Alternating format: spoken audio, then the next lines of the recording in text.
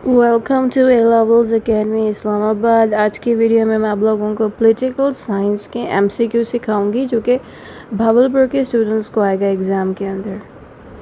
सबसे पहले हम chapter 1 introduction to political science के देखते हैं एमसीक्यू। इसमें लिखा है political science is mainly concern with the study of state and government. ठीक है, ये इसका करेक्ट आंसर है कि पॉलिटिकल साइंस ज़्यादा फोकस किस चीज़ पे करता है, स्टेट एंड गवर्नमेंट। ये बातें मैंने अपने शॉर्ट के क्वेश्चन आंसर्स में भी सिखाई थी। अगर आपने शॉर्ट्स की वीडियो नहीं देखी तो ये देख लें। इसमें मैंने जब शॉर्ट क्वेश्चन आंसर सिखा रही थी ना, तो उसके काफ़ी सारे आंसर्स इस एमसीक्यू के साथ मैच करते हैं। ठीक है, फिर है the term politics is drive from which language, कि ये लफ्ज़ पॉलिटिक्स कहाँ से निकाला गया, ग्रीक। ये भी मैंने शॉर्ट्स में सिखाया था। ठीक है, वही बातें यहाँ पे लिखी हैं।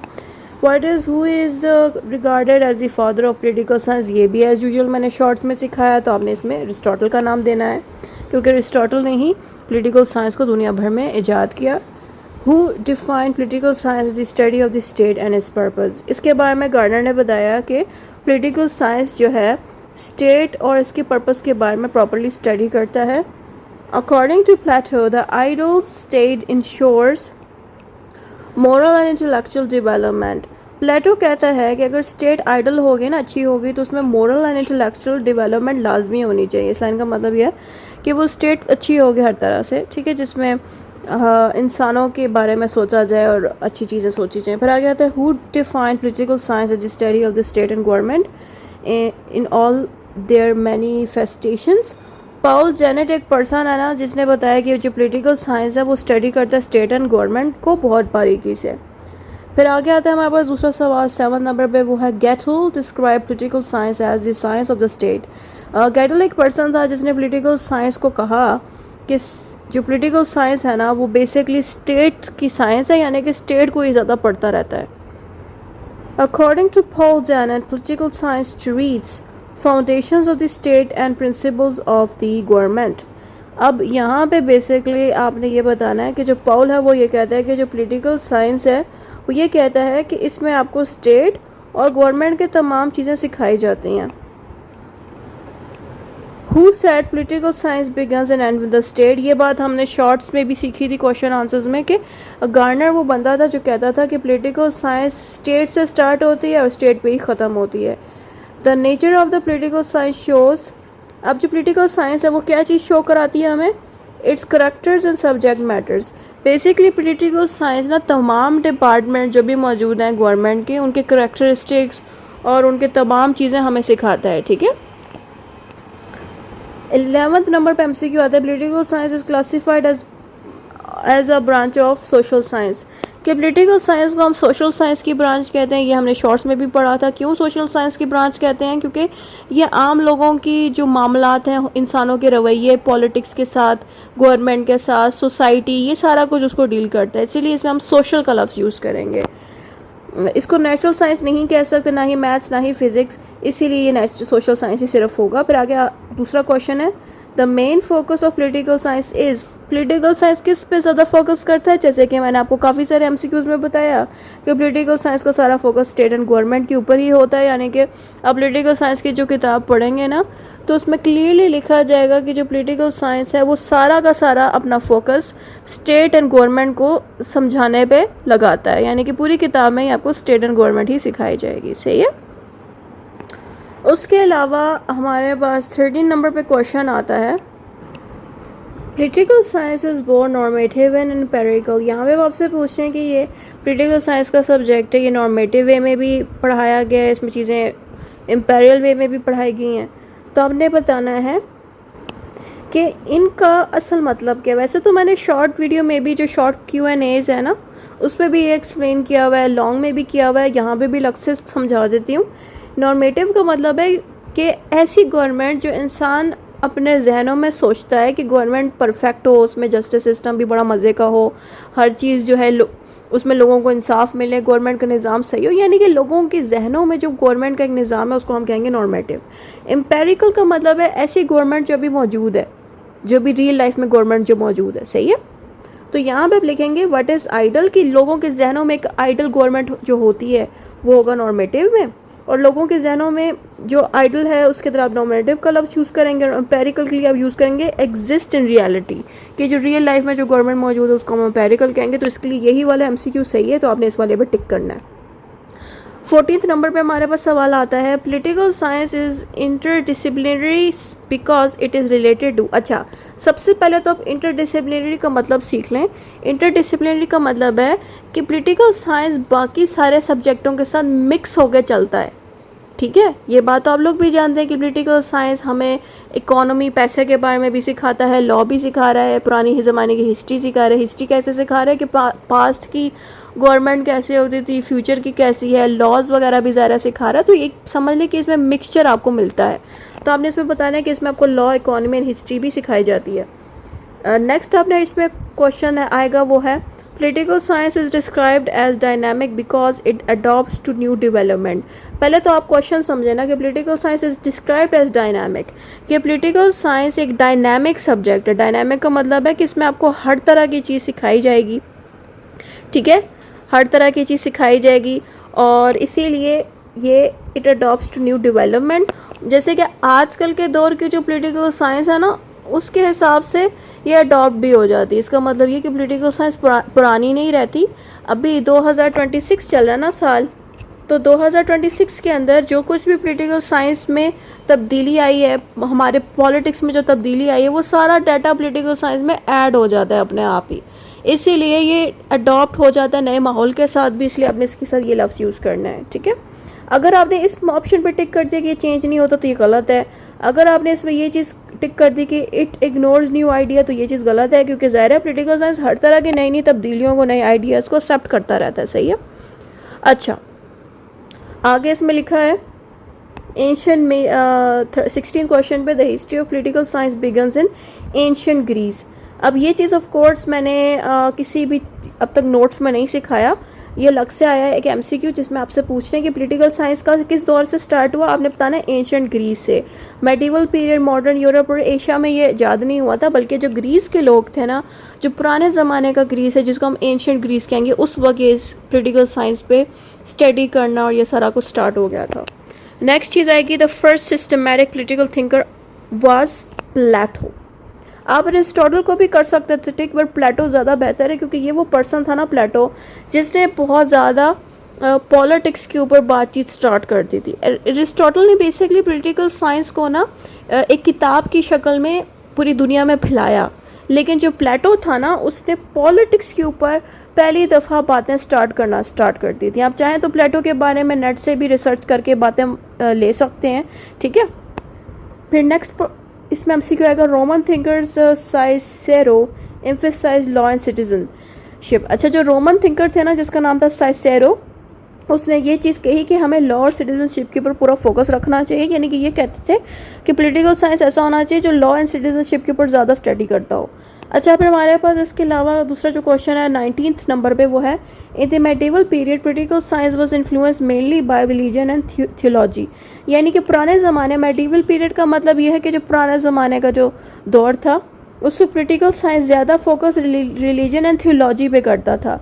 रिलीजन तो आप सबको मतलब पता है, थियोलॉजी का मतलब स्टडी करना गॉड के बारे में, रिलीजन के बारे में और रिलीजियस बिलीफ के बारे में। इस कॉन्सेप्ट को कहते हैं थियोलॉजी। यानी कि पुराने वक्त की जो पॉलिटिकल साइंस थी वो थियोलॉजी और रिलीजन को ज़्यादा स्टडी करती थी। 20 नंबर पे हमारे पास MCQ आता है, during the renaissance political science revived classical thoughts. जब रेनेसेंस का दौर था तो उस वक्त पॉलिटिकल साइंस के आने से क्या हुआ कि क्लासिकल दौर दोबारा से आ गया। क्लासिकल का मतलब ये है कि लोग इस दौर में बहुत ज़्यादा क्रिएटिव हो गए, नए नए आइडियाज़ के ऊपर वर्क स्टार्ट हो गए, तो इस तरह से। फिर नेक्स्ट हमारे पास MCQ है, वो है, who wrote the Prince marking the beginning of the modern political thoughts. Machiavelli, इसका नाम प्रोनाउंस कर लो सही से, ये है मैकियावेली। ये जो प्रिंस थे इन्होंने ही मॉडर्न पॉलिटिकल साइंस की थिंकिंग को, थॉट को पूरी दुनिया में मशहूर किया। फिर आगे आता है, the social contract theory was introduced by thinkers such as the Hobbes, Locke and Rousseau. ये 3 बंदे थे जिनकी मौजूदगी में सोशल कॉन्ट्रैक्ट थ्योरी बनाई गई। सोशल कॉन्ट्रैक्ट थ्योरी का वीडियो लिंक यहाँ टॉप पे मौजूद है। The rise of the nation states emphasized sovereignty and diplomacy, यानी कि जब भी कोई स्टेट बनती है तो उसके अंदर हमेशा एक सॉवरेनिटी और डिप्लोमेसी के डिपार्टमेंट भी ईजाद होते हैं। Political science emerged as a distinct discipline to 19 जो पॉलिटिकल साइंस है वो 19th सेंचुरी में प्रॉपरली ईजाद हुआ। फिर आगे आता है the 20th century saw political science expand into comparative politics and public administration. जब 20th सेंचुरी थी उस वक्त पॉलिटिकल साइंस एक्सपैंड होके बढ़ के कंपैरेटिव पॉलिटिक्स और पब्लिक एडमिनिस्ट्रेशन जैसी चीज़ें भी इसमें 20th सेंचुरी में ऐड होना शुरू हो गई। The scope of the political science includes the study of states and the government. जो पॉलिटिकल साइंस है वो स्टेट एंड गवर्नमेंट को बहुत ज़्यादा बारीकी से स्टडी करता है। Political institutes studies under political science include, यहाँ पे हम आपसे पूछ रहे हैं कि जो डिफरेंट पॉलिटिकल इदारे हैं, इंस्टीट्यूट्स हैं पॉलिटिकल साइंस के अंदर, वो कौन से हैं। एक है लेजिस्लेटिव इंस्टीट्यूट, दूसरा है एग्जीक्यूटिव, तीसरा है जुडिशरी। लेजिस्लेटिव लॉ बनाने वाला इंस्टीट्यूट, एग्जीक्यूटिव बने हुए लॉस में अमल कराने वाला इंस्टीट्यूट, गवर्नमेंट को मैनेज करने वाला, और जुडिशरी में सारी कोर्ट्स आती हैं। Political theories explain concept such as, जो पॉलिटिकल थ्योरीज हैं जितनी भी मौजूद हैं वो हमें जस्टिस, लिबर्टी एंड इक्वालिटी के बारे में सारा कुछ सिखाती रहती हैं, जो भी हमें पॉलिटिक्स में थ्योरी मिलती है पढ़ने के लिए। फिर कहते हैं political behaviour deals with voting and participation, यानी कि पॉलिटिकल साइंस के अंदर इंसानों के बिहेवियर को किस चीज़ पर देखा जाता है कि वो पॉलिटिक्स में किन लोगों को वोट दे रहे हैं और किस तरह से पार्टिसिपेट कर रहे हैं। कंपैरेटिव पॉलिटिक्स स्टडी, हमसे आपसे वो पूछ रहे हैं कि कंपैरेटिव पॉलिटिक्स का क्या मतलब है। आपने बताना है कि एक मुल्क के पॉलिटिकल निज़ाम को दूसरे मुल्क के पॉलिटिकल निज़ाम के साथ कंपेयर करना, ठीक है, ये होता है कंपैरेटिव पॉलिटिक्स। फिर आता है इंटरनेशनल रिलेशंस फोकसेस ऑन, अब आपसे पूछें कि इंटरनेशनल रिलेशन किस चीज़ पे फोकस करता है कि दूसरे मुल्कों के साथ कैसा रिलेशनशिप रखना चाहिए, ये चीज़ स्टडी करते हैं इंटरनेशनल रिलेशन, जो कि हमें पॉलिटिकल साइंस में सिखाया गया है। फिर हमारे पास आ जाता है political ideology such as liberalism and socialism are part of political science. Liberalism and socialism की वीडियो लिंक यहाँ टॉप पे आपको दिखाई जा रही हैं, वहाँ से जाके आप इनके मतलब जान लें। The study of law and justice links political science with law, basically जो लॉ है और जस्टिस है पॉलिटिकल साइंस में क्यों सिखाया जाता है, क्योंकि पॉलिटिकल साइंस के अंदर ही हमें लॉ जैसे सब्जेक्ट्स भी मिलते हैं, यानी कि पॉलिटिकल साइंस के अंदर ही लॉ वाली चीज़ें बहुत सारी सिखाई गई हैं, इसलिए आपने इसमें लॉ पे टिक करना है। फिर आता है which of the following is not the branch of political science. अब यहाँ पे आपने बताना है इन चारों में से कौन सी चीज़ ऐसी है जो पॉलिटिकल साइंस का हिस्सा नहीं है। जैसे कि पब्लिक एडमिनिस्ट्रेशन पॉलिटिकल साइंस का हिस्सा है कि गवर्नमेंट के डिपार्टमेंट किस तरह से हैंडल करता है चीज़ें। पॉलिटिकल इकोनॉमी का मतलब है कि गवर्नमेंट किस तरह से पैसे जो है हैंडल करता है, टैक्स के पैसे कैसे मैनेज करता है, मुल्क पे कैसे पैसे लगाए जाते हैं, ये सारा है। फिर आता है कंपैरेटिव पॉलिटिक्स, जो भी थोड़ी देर हमने पढ़ा, ये सारी चीज़ें पॉलिटिकल साइंस में एडेड है। लेकिन बॉटनी बेसिकली एक साइंस का सब्जेक्ट है जो प्लांट्स एंड दरख्तों के ऊपर एक प्रॉपर एक सब्जेक्ट है, तो ये तो बिल्कुल भी पॉलिटिकल साइंस का पार्ट नहीं है, तो आपने इस पर टिक करना है।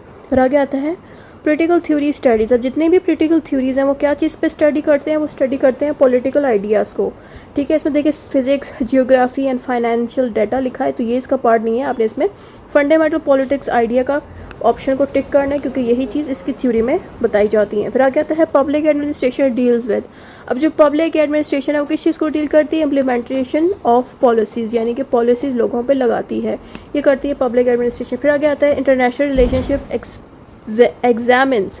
इंटरनेशनल रिलेशंस क्या चीज़ एग्जामिन करते हैं, वर्ल्ड पॉलिटिक्स एंड डिप्लोमेसी, यानी कि दुनिया भर में जो पॉलिटिक्स हो रही है, डिप्लोमेसी, ये सारा कुछ इंटरनेशनल रिलेशन में प्रॉपर्ली सिखाया जाता है, जो कि पॉलिटिकल साइंस में मौजूद है। फिर आता है political economy studies relationships between politics and economy. जो पॉलिटिक्स की इकोनॉमी है वो ये हमें सिखाती है कि किस तरह से पॉलिटिक्स और इकोनॉमी एक दूसरे के साथ मिलकर चलते हैं। इस पर आपने ये वाली ऑप्शन पर टिक करना है। फिर आता है पॉलिटिकल सोशियोलॉजी फोकसेस ऑन। अब आपसे ये पूछ रहे हैं कि पॉलिटिकल सोशियोलॉजी किस चीज़ पे फोकस करती है, कि सोसाइटी इन्फ्लुएंसेस ऑन पॉलिटिक्स, कि सोसाइटी जो है इसकी मदद से ही पॉलिटिक्स चल सकती है। सोसाइटी में इंसान रहते हैं, जब इंसान होंगे तभी पॉलिटिक्स जो है प्रॉपर्ली चल सकेगी। फिर आगे आता है पब्लिक लॉ स्टडीज़। आपसे पूछते हैं कि पब्लिक लॉ क्या चीज़ स्टडी करते हैं, constitutional law and administrative law, यानी कि पब्लिक लॉ स्टडी करते हैं कॉन्स्टिट्यूशन एंड एडमिनिस्ट्रेशन को। इसकी वीडियो लिंक भी टॉप पे मौजूद है। फिर आगे आता है नेशनल ग्रोथ एंड प्रोग्रेस। ये है हमारे पास डेवलपमेंट स्टडीज़ एनालिसिस। इसमें सिंपली हमने बता देना है कि पॉलिटिकल साइंस की कोशिश होती है कि वो नेशनली ग्रो करे, प्रोग्रेस करे, तो ये चीज़ आपने लिखनी है। फिर आता है 42 MCQ में पॉलिटिकल साइंस प्रोमोट्स। अब आपसे पूछना है कि पॉलिटिकल साइंस क्या चीज़ प्रमोट करता है? सिविक रिस्पॉन्सिबिलिटीज़ का मतलब है कि इंसान खुद को गवर्नमेंट में अपने आप को ज़िम्मेदार ठहराएं और एज अ सिटीज़न खुद को ज़िम्मेदार ठहराएं और प्रॉपरली एक अच्छे सिटीज़न बने। ये चीज़ जो है इस चीज़ पे पूरा फोकस करता है पॉलिटिकल साइंस का सब्जेक्ट। फिर आगे आता है हमारे पास दूसरा MCQ 43। Studying political science helps develop leadership quality, कि जो इंसान पॉलिटिकल साइंस पढ़ता है वो एक अच्छा लीडर भी बनता है क्योंकि उसको काफ़ी चीज़ें गवर्नमेंट की पता चलती हैं। फिर आगे आता है political science contributes to, political science किस चीज़ पे कंट्रीब्यूशन दिखाता है? पॉलिटिकल साइंस इस चीज़ पे कंट्रीब्यूशन दिखाता है कि गवर्नमेंट सिस्टम बहुत अच्छा हो जाए। फिर आता है द फिलोसफिकल अप्रोच स्टडीज़। जो फिलोसफिकल अप्रोच है वो किस चीज़ को स्टडी करता है? Moral and idol aspects of politics, कि पॉलिटिक्स के अंदर मोरल एंड आइडल चीज़ें होनी चाहिए, यानी कि पॉलिटिक्स भी इस तरह से चलाई जाए जिसमें लड़ाइयाँ ना हो, हर चीज़ इखलाक के अंदर रह के हो, ये चीज़ इसमें होती है। फिर आगे आता है the historical approach focuses on, जो हिस्ट्री वाला पोर्शन है, as you know that history जो है पास्ट के टॉपिक को डील करती है, तो वैसे ही MCQ में भी आपने option past political institute and events का जिक्र करना है कि जो पास्ट में इवेंट्स हुए थे, इंस्टीट्यूट्स मौजूद थे पुराने, तो ये सारी चीज़ें भी पॉलिटिकल साइंस में सिखाई जाती हैं। The system approach was developed by Aston. The comparative approach examines the different political system. The ultimate goal of political science is to ensure justice and public welfare. The ultimate aim of political science is public welfare. Then we have chapter 2, the states. Who defined the state as a union of families and villages having for its end and perfect and self-sufficient life? इसके बारे में Aristotle ने बताया है कि state basically एक तरह का ग्रुप के अंदर कुछ लोग होते हैं या फैमिलीज़ होती हैं जो मिलके चलते हैं और उन लोगों के ऊपर कुछ लॉज बनाए जाते हैं जिनके ऊपर उन लोगों को कहा जाता है कि आप इन लॉज को फॉलो करें ताकि वहाँ पे जस्टिस मिले। तो ये चीज़ हमें एरिस्टोटल सिखा रहे हैं। ये लाइन यहाँ पे लिखी भी हुई आ गया था। According to Garner the state is a community of persons occupying a definite territory with organized government. Garner कहते हैं कि स्टेट बेसिकली एक कम्युनिटी होती है जहाँ इंसान रहते हैं एक जगह पे और वो एक फ़िक्स इलाका होता है जहाँ पे एक गवर्नमेंट भी मौजूद होती है। Who said state is a people organized for law within a definite territory? इसके बारे में हॉलोड कह रहे हैं। हॉलोड ने ये लाइन बताई है कि जो स्टेट है उधर इंसान रहते हैं जहाँ पे कुछ लॉज भी मौजूद हैं और वो एक ख़ास इलाके के लिए ख़ास इलाके में ही मौजूद है जगह। फिर आगे आता है तो स्टेट इज़, अब स्टेट क्या है? एक पॉलिटिकल ऑर्गेनाइजेशन जहाँ पे लोग रहते हैं और वहाँ पे गवर्नमेंट मौजूद होती है और एक ख़ास इलाके में वो जगह होती है। Which is not an essential element of state. State के अंदर पॉपुलेशन, टेरिटरी, गवर्नमेंट, ये तीनों चीज़ें शामिल हैं लेकिन रिलीजन का इसमें जिक्र नहीं है। फिर आगे आता है Sovereignty of state means supreme and independent authority within its territory. Sovereignty का मतलब है एक ही इदारे के पास सारी ताकत होना। तो उस स्टेट के अंदर एक डिपार्टमेंट ज़रूर ऐसा होगा जिसके पास सारी पावर होगी उस पूरे स्टेट को कंट्रोल करने की। यही चीज़ यहाँ पे लिखी है। फिर आगे आता है internal sovereignty refers to. Internal का मतलब है एक ऐसा डिपार्टमेंट जो मुल्क के अंदर, स्टेट के अंदर के तमाम इंस्टीट्यूट्स, इदारों को और लोगों पे कंट्रोल रखता है। इसको कहते हैं इंटरनल सॉवरेनिटी। एक्सटर्नल सॉवरेनिटी का मतलब है फ्रीडम होना दूसरे स्टेट से, यानी कि जो दूसरे मुल्क के लोग हैं उनसे आज़ादी होती है स्टेट के लोगों को, यानी कि अपनी मर्ज़ी के मुताबिक ज़िंदगी जी सकते हैं, दूसरे मुल्कों की अकॉर्डिंग नहीं चलते, तो इनके पास ये एक फ्रीडम होती है। ये होता है एक्सटर्नल सॉवरेनिटी। फिर आता है which stage in the evolution of state had families ruled by the father और एल्डर मेल्स। तो इस पर आपने पैट्रियार्चल स्टेज का जिक्र करना है। पैट्रियार्चल स्टेज में ये होता है कि मदर्स एंड फीमेल डोमिनेंट होती हैं, हेड होती हैं। तो पैट्रियार्चल के अंदर ये होता है कि मेल और हेड्स एल्डरली मेल और फादर्स ही हेड होते हैं। तो इसके अंदर हमने पेट्रिकल्चर वाले ऑप्शन को टिक करना है क्योंकि यहाँ पे फादर एंड एल्डर मेल का जिक्र है। फिर आगे आता है विच theory states that the state was created by God. कौन सी थ्योरी ऐसी है जिसमें बताया गया है कि एक स्टेट को गॉड ने बनाया है, वो है डिवाइन ओरिजिन थ्योरी। इस थ्योरी में ये बात बताई गई थी। फिर आगे आता है who was the main thinkers behind the social contract theory. Social contract theory के पीछे कौन से मेन थिंकर्स थे? पहले हैं हॉब्स, दूसरे हैं लॉक एंड तीसरे हैं Rousseau. In the modern times the state is seen as, कि आजकल के मॉडर्न दौर में स्टेट को किस तरह से लोग देखते हैं? A democratic institute based on consent of the governed, कि डेमोक्रेटिक इंस्टीट्यूट की नज़र से लोग आजकल की स्टेट को देखते हैं ताकि आम लोगों की वोटिंग के थ्रू और राय के थ्रू सारे काम हो सकें और गवर्नमेंट भी डेमोक्रेसी के हिसाब से चले और लोगों से पूछा जाए। तो आजकल लोग स्टेट को इस तरह से देखते हैं। फिर आगे आता है population as an element of the state, means कि पॉपुलेशन स्टेट का जो एलिमेंट है वो क्यों है? क्योंकि पॉपुलेशन के अंदर ग्रुप में कुछ लोग रह रहे होते हैं एक ख़ास लोकेशन में, और जहाँ पे लोग रहते हैं वहीं पे ज़रा हम गवर्नमेंट बनाते हैं ताकि उन इंसानों को कंट्रोल किया जा सके। Which is an example of state with large population. आपने यहाँ पे बताना कि कौन सी स्टेट ऐसी है जहाँ पे इंसानों की तादाद सबसे ज़्यादा है, तो चाइना वो मुल्क है। फिर आगे आता है territory of a state includes. Territory एक लोकेशन के अंदर क्या क्या चीज़ें शामिल होती हैं? ज़मीन, पानी, एयर स्पेस, यानी कि उस ज़मीन के ऊपर का जो सारा आसमान है और जो पानी है उस ज़मीन का और जो मिट्टी है ज़मीन की, ये सारा टेरिटरी के अंदर मौजूद होता है। यानी कि अगर पाकिस्तान की बात करें तो पाकिस्तान के ऊपर क्या जो हवा का एरिया है ये भी फिर पाकिस्तान के अंदर ही एक हिस्सा माना जाएगा। तो अगर जहाज़ यहाँ से गुजरना चाहेंगे तो पाकिस्तान के इस एरिया से पहले परमिशन लेनी पड़ेगी कि हम यहाँ से गुजर सकें। बेसिकली एक टेरिटरी की जो हवा भी होती है ना, ऊपर का जो आसमान है, वो भी उस स्टेट का ही होता है। फिर आगे आता है गवर्नमेंट परफॉर्मेंस, जो गवर्नमेंट है, हमें इधर लेजिस्लेटिव, एग्जीक्यूटिव एंड जुडिशरी तीन तरह की गवर्नमेंट मिलती है, यानी कि यहाँ पे हमें लेजिस्लेटिव डिपार्टमेंट भी मिलेगा, एग्जीक्यूटिव और जुडिशरी भी। फिर आगे आता है the government of Pakistan operates under, कि जो पाकिस्तान की गवर्नमेंट है वो कैसे ऑपरेट करती है कि यहाँ पे हमारे पास पार्लियामेंट्री डेमोक्रेटिक सिस्टम मौजूद है, कि यहाँ पे पार्लियामेंट वाली गवर्नमेंट भी है और डेमोक्रेसी सिस्टम भी मिलता है। जो स्टेट है वो परमानेंट होती है। गवर्नमेंट की अगर हम बात करें तो गवर्नमेंट परमानेंट नहीं होती, टेम्परेरी होती, क्योंकि गवर्नमेंट के लोग बार बार तब्दील होते रहते हैं। फिर आता है allegiance and loyalty are owned to the state, कि स्टेट के साथ उसके मुल्क के लोग लॉयल रहते हैं।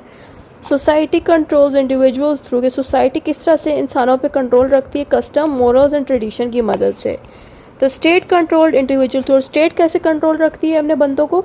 लॉज और पॉलिटिकल अथॉरिटी की मदद से। पॉलिटिकल अथॉरिटी का मतलब है कि जितने भी पॉलिटिशियंस हैं इनकी मदद से लोग कंट्रोल में रहते हैं और लॉ की मदद से भी कंट्रोल में रहते हैं। फिर आगे आता है membership in the state is, कि अगर आपने किसी स्टेट का मेंबर बनना है तो ये ऑटोमेटिकली आप बन जाते हैं जब आप उस कंट्री में पैदा होते हैं। यानी कि अगर कोई पाकिस्तान में पैदा होगा तो उसको पाकिस्तानी ही माना जाएगा। फिर आगे आएगा एन एसोसिएशन इज़, एसोसिएशन का मतलब है किसी ग्रुप में अपनी मर्ज़ी से, वॉलंटरी का मतलब है अपनी मर्ज़ी से जुड़ के रहना किसी मकसद के वजह से। फिर उसके बाद विच of the following is an example of association, यानी कि इनमें से कौन सी एग्जाम्पल है एसोसिएशन की? तो यहाँ पे रेड क्रॉस एक एसोसिएशन है। Which of the following is an example of state. अब यहाँ पे डिफरेंट चीज़ें लिखी गई हैं, तो इसमें से स्टेट कौन सी है? पाकिस्तान एक स्टेट है। फिर आगे आ जाता है प्राइमरी पर्पस ऑफ स्टेट है, स्टेट किस मकसद के लिए बनाया जाता है? ताकि इंसान जो रह रहे हैं उनको सिक्योरिटी मिले, उनके फ़ायदे के लिए स्टेट बनाई जाती है, और वहाँ पे रहने वाले जो लोग हैं उनकी डेवलपमेंट के लिए, बेहतरी के लिए स्टेट बनाई जाती है। Political organization as a concept of the state means, कि पॉलिटिक्स में जो स्टेट है क्यों बनाई जाती है? Politically organize community governing people, किस लिए बनाई जाती है? ताकि इंसानों को कंट्रोल किया जा सके पॉलिटिक्स की मदद से। The state is the central focus of political science, जो स्टेट है उसको पॉलिटिकल साइंस बहुत बारीकी से स्टडी करता है। Moral and legal institute of state ensures law enforcement and upholding moral values. इस लाइन का मतलब ये है कि स्टेट पूरी कोशिश करता है कि लॉ को फॉलो किया जाए और मॉरल वैल्यूज़ को भी। विच of the following is not a stage in the evolution of the state. आपसे ये पूछ रहे हैं कि इसमें से कौन सी ऑप्शन ऐसी है जो स्टेट के एवोल्यूशन में शामिल नहीं है। उसमें एक है कैपिटलिस्ट स्टेज। ये जो है स्टेट के एवोल्यूशन का एक पार्ट नहीं है। बाकी प्राइमेटिव, पैट्रियार्चल, मैट्रियार्चल स्टेज ये सारी मौजूद हैं, बड़ी कैपिटलिस्ट नहीं है। Force theory explains the origin of the state through. Force theory क्या बताता है? फोर्स थ्योरी कहता है use of force by the strong over the weak. Force theory का मतलब है कि फोर्स करके कोई चीज़ हासिल करना। फिर आगे आता है मेंबरशिप इज़ एन एसोसिएशन। यहाँ पे कह रहे हैं कि मेंबरशिप इज़ एन एसोसिएशन। तो यहाँ पे बताना है कि मेंबर बनना है अगर किसी एसोसिएशन का तो हम वॉलंटरी बन सकते हैं, ऑटोमेटिकली नहीं होता, हमें खुद जाके अपनी मर्ज़ी से उसका मेंबर बनना पड़ता है उस एसोसिएशन का। तो state can use Korean and legal enforcement, कि स्टेट चाहे तो फोर्स और ज़बरदस्ती भी यूज़ कर सकता है अगर स्टेट को सही लग रहा हो वहाँ पे यूज़ करना।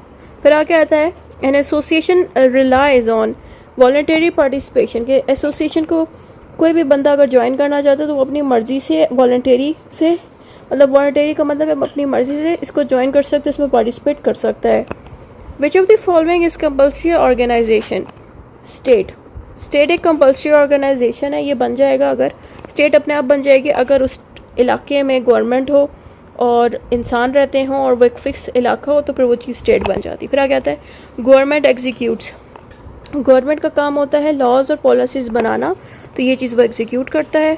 State ensures. स्टेट क्या इंश्योर करता है कि इंसानों को सिक्योरिटी मिले, जस्टिस मिले, इंसानों के फ़ायदे के लिए, वेलफेयर के लिए सारा काम हो।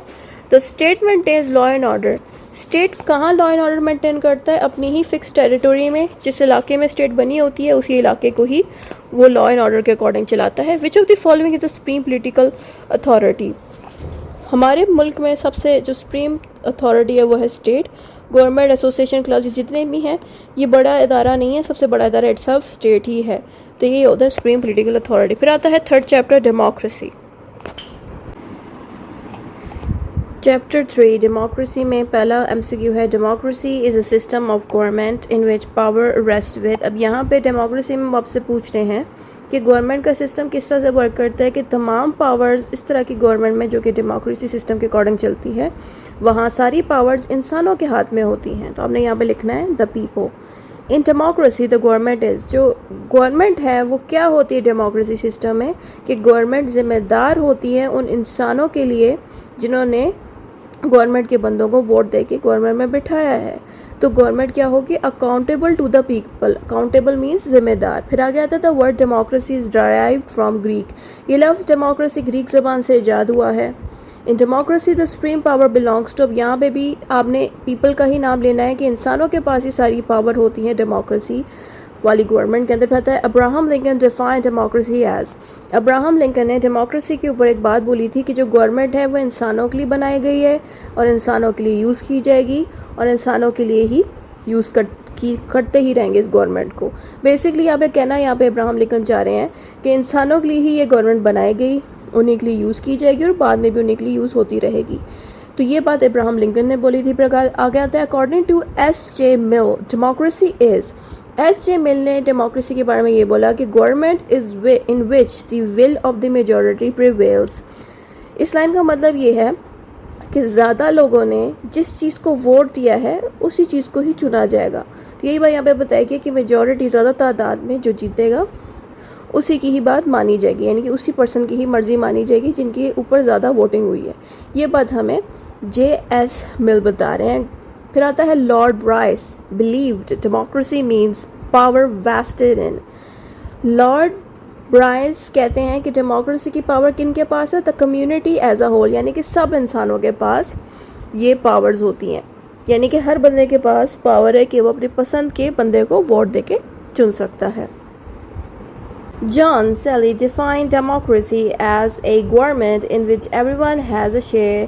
जॉन सैली कहते हैं कि डेमोक्रेसी वाली गवर्नमेंट में क्या होता है ना, कि हर इंसान के पास सारा शेयर होते हैं। इसका मतलब ये है कि हर इंसान गवर्नमेंट के मामलात में पार्टिसिपेशन दिखा सकते हैं, उनका एक हिस्सा होता है पार्टिसिपेशन करने का हर बंदे के पास। फिर आगे आता है the basic principle of democracy. Principle क्या है डेमोक्रेसी का, कि हर बंदे के पास आज़ादी है, हर बंदा पार्टिसिपेट कर सकता है। डेमोक्रेसी इंश्योर्स, डेमोक्रेसी किस चीज़ का ख्याल रखता है कि सारे बंदे जो सिटीजन्स हैं वो बराबर पार्टिसिपेट कर सके गवर्नमेंट के मामलात में। Indirect democracy people direct democracy में क्या होता है कि डायरेक्ट डेमोक्रेसी में आम इंसान, आम लोग लॉ बनाने में डायरेक्टली गवर्नमेंट की हेल्प कर सकते हैं। जैसे कि मैंने आपको बताया था कि स्विट्ज़रलैंड एक मुल्क है जहाँ पे आम लोग गवर्नमेंट के मामलात में खुद फैसले देने में मदद करते हैं। Direct democracy was practised in, अब direct democracy basically ancient Athens के मुल्क में स्टार्ट हो चुकी थी, ठीक है। तो फिर आगे आता है indirect democracy is also called representative democracy. Indirect democracy को हम रिप्रेजेंटेटिव डेमोक्रेसी भी कहते हैं। उसका रीज़न ये है ना कि जो बंदा खड़ा होता है इलेक्शंस में उसको कहते हैं रिप्रेजेंटेटिव। वो क्या करता है, हमारे वोट्स लेके गवर्नमेंट के इदारों में बैठता है और हमारे लिए वहाँ पे गवर्नमेंट में काम कर रहा होता है। तो ये इनडायरेक्टली हमारे लिए सारे काम करते हैं, उसको हम रिप्रेजेंटेटिव डेमोक्रेसी भी कहते हैं। फिर आगे आता है इन रिप्रेजेंटेटिव डेमोक्रेसी। इसमें क्या होता है ना कि जो आम सिटीजन्स हैं वो एक पर्सन को इलेक्ट करते हैं, वोट देते हैं, फिर वही बंदा जो सिलेक्ट हो जाता है वो फिर हमारे लिए लॉज बना के दे रहा होता है। The most common form of democracy today is कि आजकल के दौर में जो सबसे ज़्यादा पूरे मुल्कों में हर जगह भी डेमोक्रेसी है वो है इनडायरेक्ट रिप्रेजेंटेटिव। ये वाली जो डेमोक्रेसी है ना ये हर जगह आपको मिल जाएगी। लेकिन स्विट्ज़रलैंड वो मुल्क है ना जहाँ पे आपको एक समझ लें कि डायरेक्ट डेमोक्रेसी ज़्यादा मिलती है, वरना बाकी तमाम मुल्कों में आपको इनडायरेक्ट यानी कि रिप्रेजेंटेटिव डेमोक्रेसी मिलती है। फिर आता है प्रेसिडेंशियल डेमोक्रेसी फीचर्स।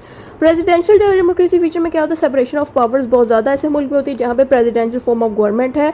अगर आपने मेरी पॉलिटिकल साइंस के लॉन्ग वाले चैप्टर वाइज वीडियोज़ देखी है ना तो आपको मैंने उधर बताया ही होगा कि जिन मुल्कों में प्रेसिडेंशियल फॉर्म ऑफ गवर्नमेंट होती है ना वहाँ पे सारे डिपार्टमेंट सेपरेटली वर्क करते हैं। वहाँ पे डिपार्टमेंट जितने भी ना जैसे कि लेजिस्लेटिव डिपार्टमेंट, जुडिशरी का और एग्जीक्यूटिव का, ये एक दूसरे के साथ मिलके नहीं चलते, अलग अलग वर्क करते हैं।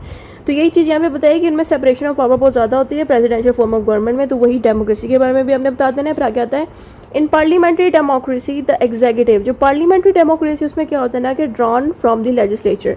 जो पार्लियामेंट्री डेमोक्रेसी उसमें क्या होता है कि ये लेजिस्लेटिव डिपार्टमेंट से ली की डेमोक्रेसी होती है। बस इतनी सी बात है, इसमें ऐसा कुछ नहीं है खास, बस हमने लेजिस्लेटिव वाले ऑप्शन पे क्लिक कर देना है। पार्लियामेंट्री डेमोक्रेसी भी फिर आता है the prime minister responsible to.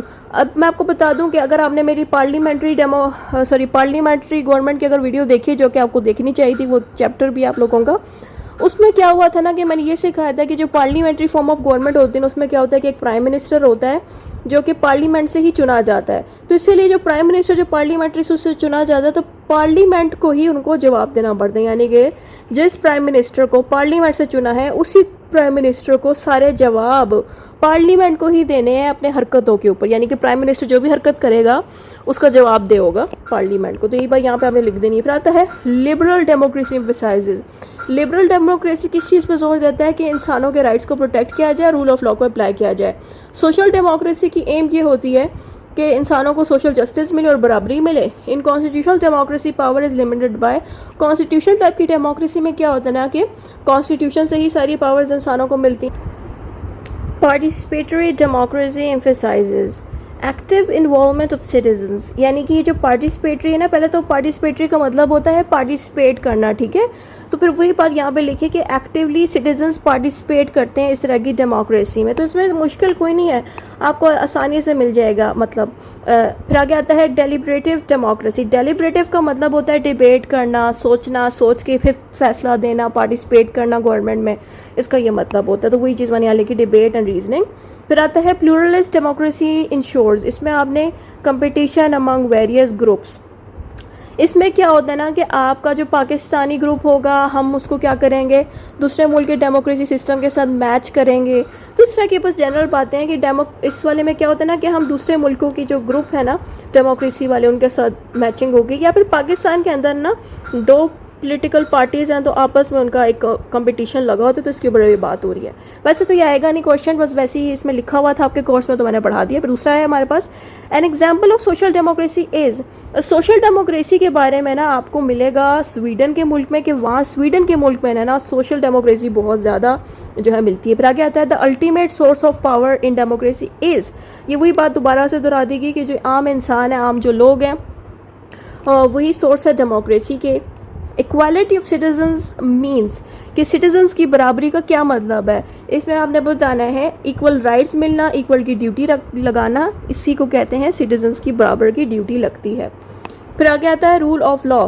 Rule of law में आप लिखें all are subject of law, all are subject of law में आप लिखें कि ना रूल ऑफ लॉ में आप सिंपली बताएं कि हर इंसान लॉ की नज़र में बराबर है, गवर्नमेंट को भी चाहिए कि वो लॉ को फॉलो करे। ये वही रूल ऑफ लॉ ही है ना जो आप लोगों ने पढ़ा है, वही बात यहाँ पे लिखी है। सब्जेक्ट टू लॉ का मतलब है हर इंसान लॉ की नज़र में बराबर है, हर इंसान को लॉ के अकॉर्डिंग चलना चाहिए, बस इसी को कहते हैं सब्जेक्ट टू लॉ। फिर आ कहते हैं free and fair election. Free and fair election को कहते हैं कि इलेक्शन के सिस्टम में ट्रांसपेरेंसी होती है कि हर चीज़ आपको साफ तौर पे दिखती है, कोई धोखा नहीं होता इलेक्शन के प्रोसेस में, और फ्रीडम ऑफ चॉइस होती है स्टूडेंट के पास। अगर हम अगले वाले एमसीक्यू की बात करें तो इसमें लिखा हुआ आता है majority rule in democracy means. Majority rule in democracy में आपने लिखना है majority decisions prevail with minority protection. यहाँ पे सिंपली लिखा है कि माइनॉरिटी जो कम तादाद में अगर लोग मौजूद भी है ना पाकिस्तान में, जैसे कि पाकिस्तान में कम तादाद किन की होती है, हिंदूज़ की होती है, क्रिश्चियंस लोगों की, राइट, क्योंकि यहाँ पे मुसलमान ज़्यादा हैं। तो इस तरह की जो माइनॉरिटीज़ है, कम लोग जो हैं, इनके भी राइट डेमोक्रेसी में सेव होने चाहिए। ये बात यहाँ पे लिखी है कि मेजॉरिटी के साथ साथ माइनॉरिटीज़ एंड मेजॉरिटी को साथ लेकर चलना है, ठीक है। इसका मतलब ये है आपने ना इस वाली ऑप्शन पर टिक नहीं कर देना। बहुत से स्टूडेंट्स कहते हैं कि मैम यहाँ पे मेजॉरिटी का बोल रहे हैं तो फिर हम ये भी तो टिक कर सकते हैं ना कि माइनॉरिटीज़ को राइट नहीं मिलना चाहिए। इस पर कभी टिक नहीं करना, आपने इस पर टिक करना है कि मेजॉरिटी के भी राइट सुने जाए और माइनॉरिटीज़ के भी राइट सुने जाए। यही बात यहाँ पे लिखी गई है, लेकिन यहाँ पे एक लाइन बोली गई कि मेजॉरिटी के डिसीजंस को ज़्यादा प्रायोरिटी अहमियत दी जा रही है, लेकिन साथ में माइनॉरिटीज़ का भी यानी कि कम लोगों का भी उतना ही ख्याल रखा जा रहा है। ये लाइन आपने टिक करनी है ताकि सही वाला जवाब आप करें। फिर आता है fundamental freedom includes. Fundamental freedom में आपने बताना है स्पीच, रिलीजन, एक्सप्रेशन मौजूद होता है। फ्रीडम में तो यही होता है ना, जब इंसान के पास आज़ादी हो तो वो फ्रीडम ऑफ एक्सप्रेशन और आज़ादी से घूम फिर सकते हैं। ये बात आपने टिक कर देनी है। अकाउंटेबल गवर्नमेंट का मतलब ये है कि गवर्नमेंट जवाबदेह होती है अपने इंसानों को, जो वहाँ पे लोग रह रहे हैं उनको जवाबदेह होती है गवर्नमेंट, इसको कहते हैं accountability. Separation of power avoids. Separation of power किस चीज़ को रोकता है, ताकि कोई भी एक अथॉरिटी ज़रूरत से ज़्यादा पावर्स ना रख ले और अपनी पावर्स को मिसयूज़ ना करना शुरू कर दे, इसलिए सेपरेशन ऑफ पावर का कॉन्सेप्ट बनाया गया। Political tolerance encourages. Political tolerance का मतलब यह है कि रिस्पेक्ट करना दूसरे लोगों के ओपिनियंस को, इसी को कहते हैं पॉलिटिकल टॉलरेंस करना। Public participation strengthens. पब्लिक की पार्टिसिपेशन तभी कामयाब होती है जब हम अपनी गवर्नमेंट को डेमोक्रेटिक टाइप की गवर्नमेंट बना देते हैं। अ की कंडीशन फॉर डेमोक्रेसी इज़ कि डेमोक्रेसी के लिए ज़्यादा चीज़ें ज़रूरी क्या है कि इंसानों को एजुकेट करें और सिखाएं कि डेमोक्रेसी क्या होता है। तो rule of law ensure. Rule of law की क्या चीज़ की श्योरिटी देते हैं कि लोगों को इंसाफ मिले और बराबरी इक्वालिटी मिले। And independent judiciary protect. जब अगर जुडिशरी इंडिपेंडेंट होगी तो वो क्या करेगी, कॉन्स्टिट्यूशन को प्रोटेक्ट करेगी, इंसानों के राइट को प्रोटेक्ट करेगी। Freedom and fair election promotes. Fair and freedom, free and fair election के अंदर आपने लिखना है कि पब्लिक की ट्रस्ट जो है ना इलेक्शंस पे हो, यानी कि पब्लिक को इस चीज़ पर एतमाद हो कि उनके इलेक्शंस में उनकी सुनी जा रही है, हर चीज़ फ्री है, फेयर है।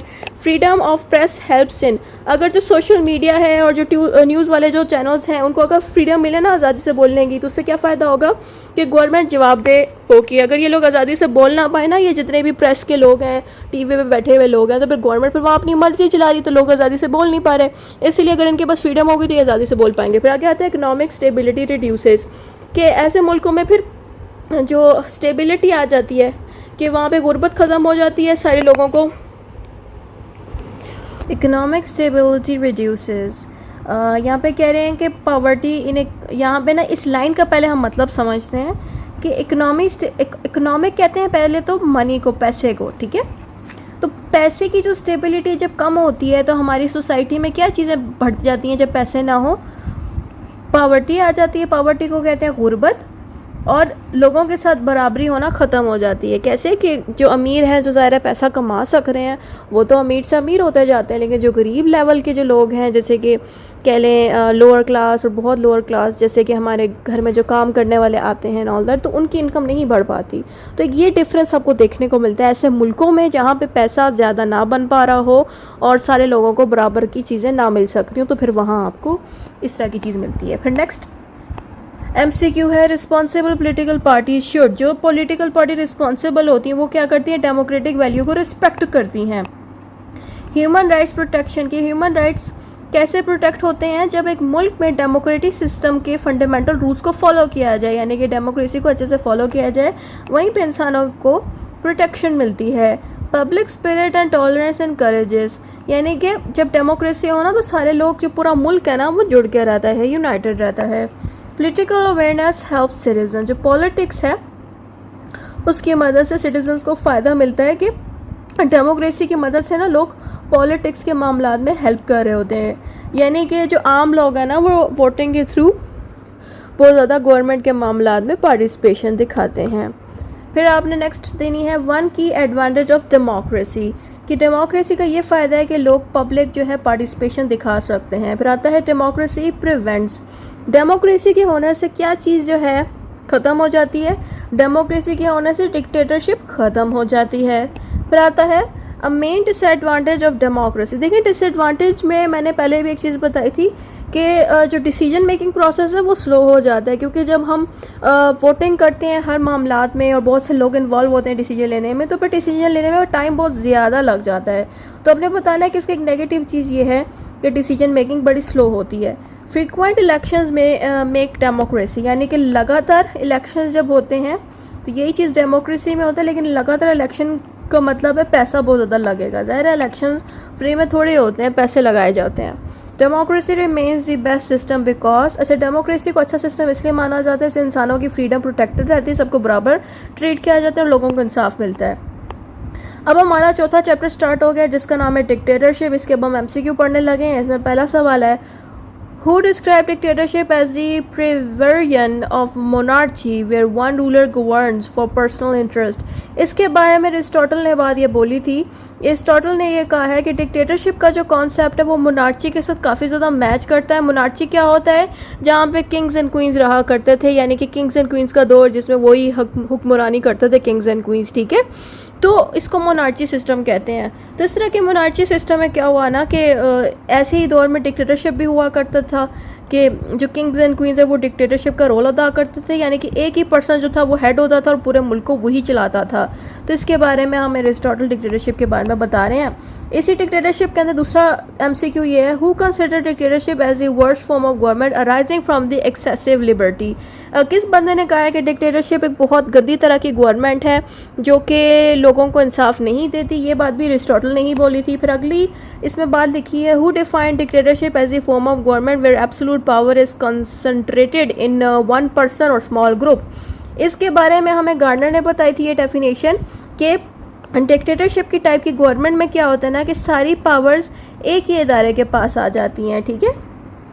In which form of government are all powers concentrated in the hands of one ruler और a small group.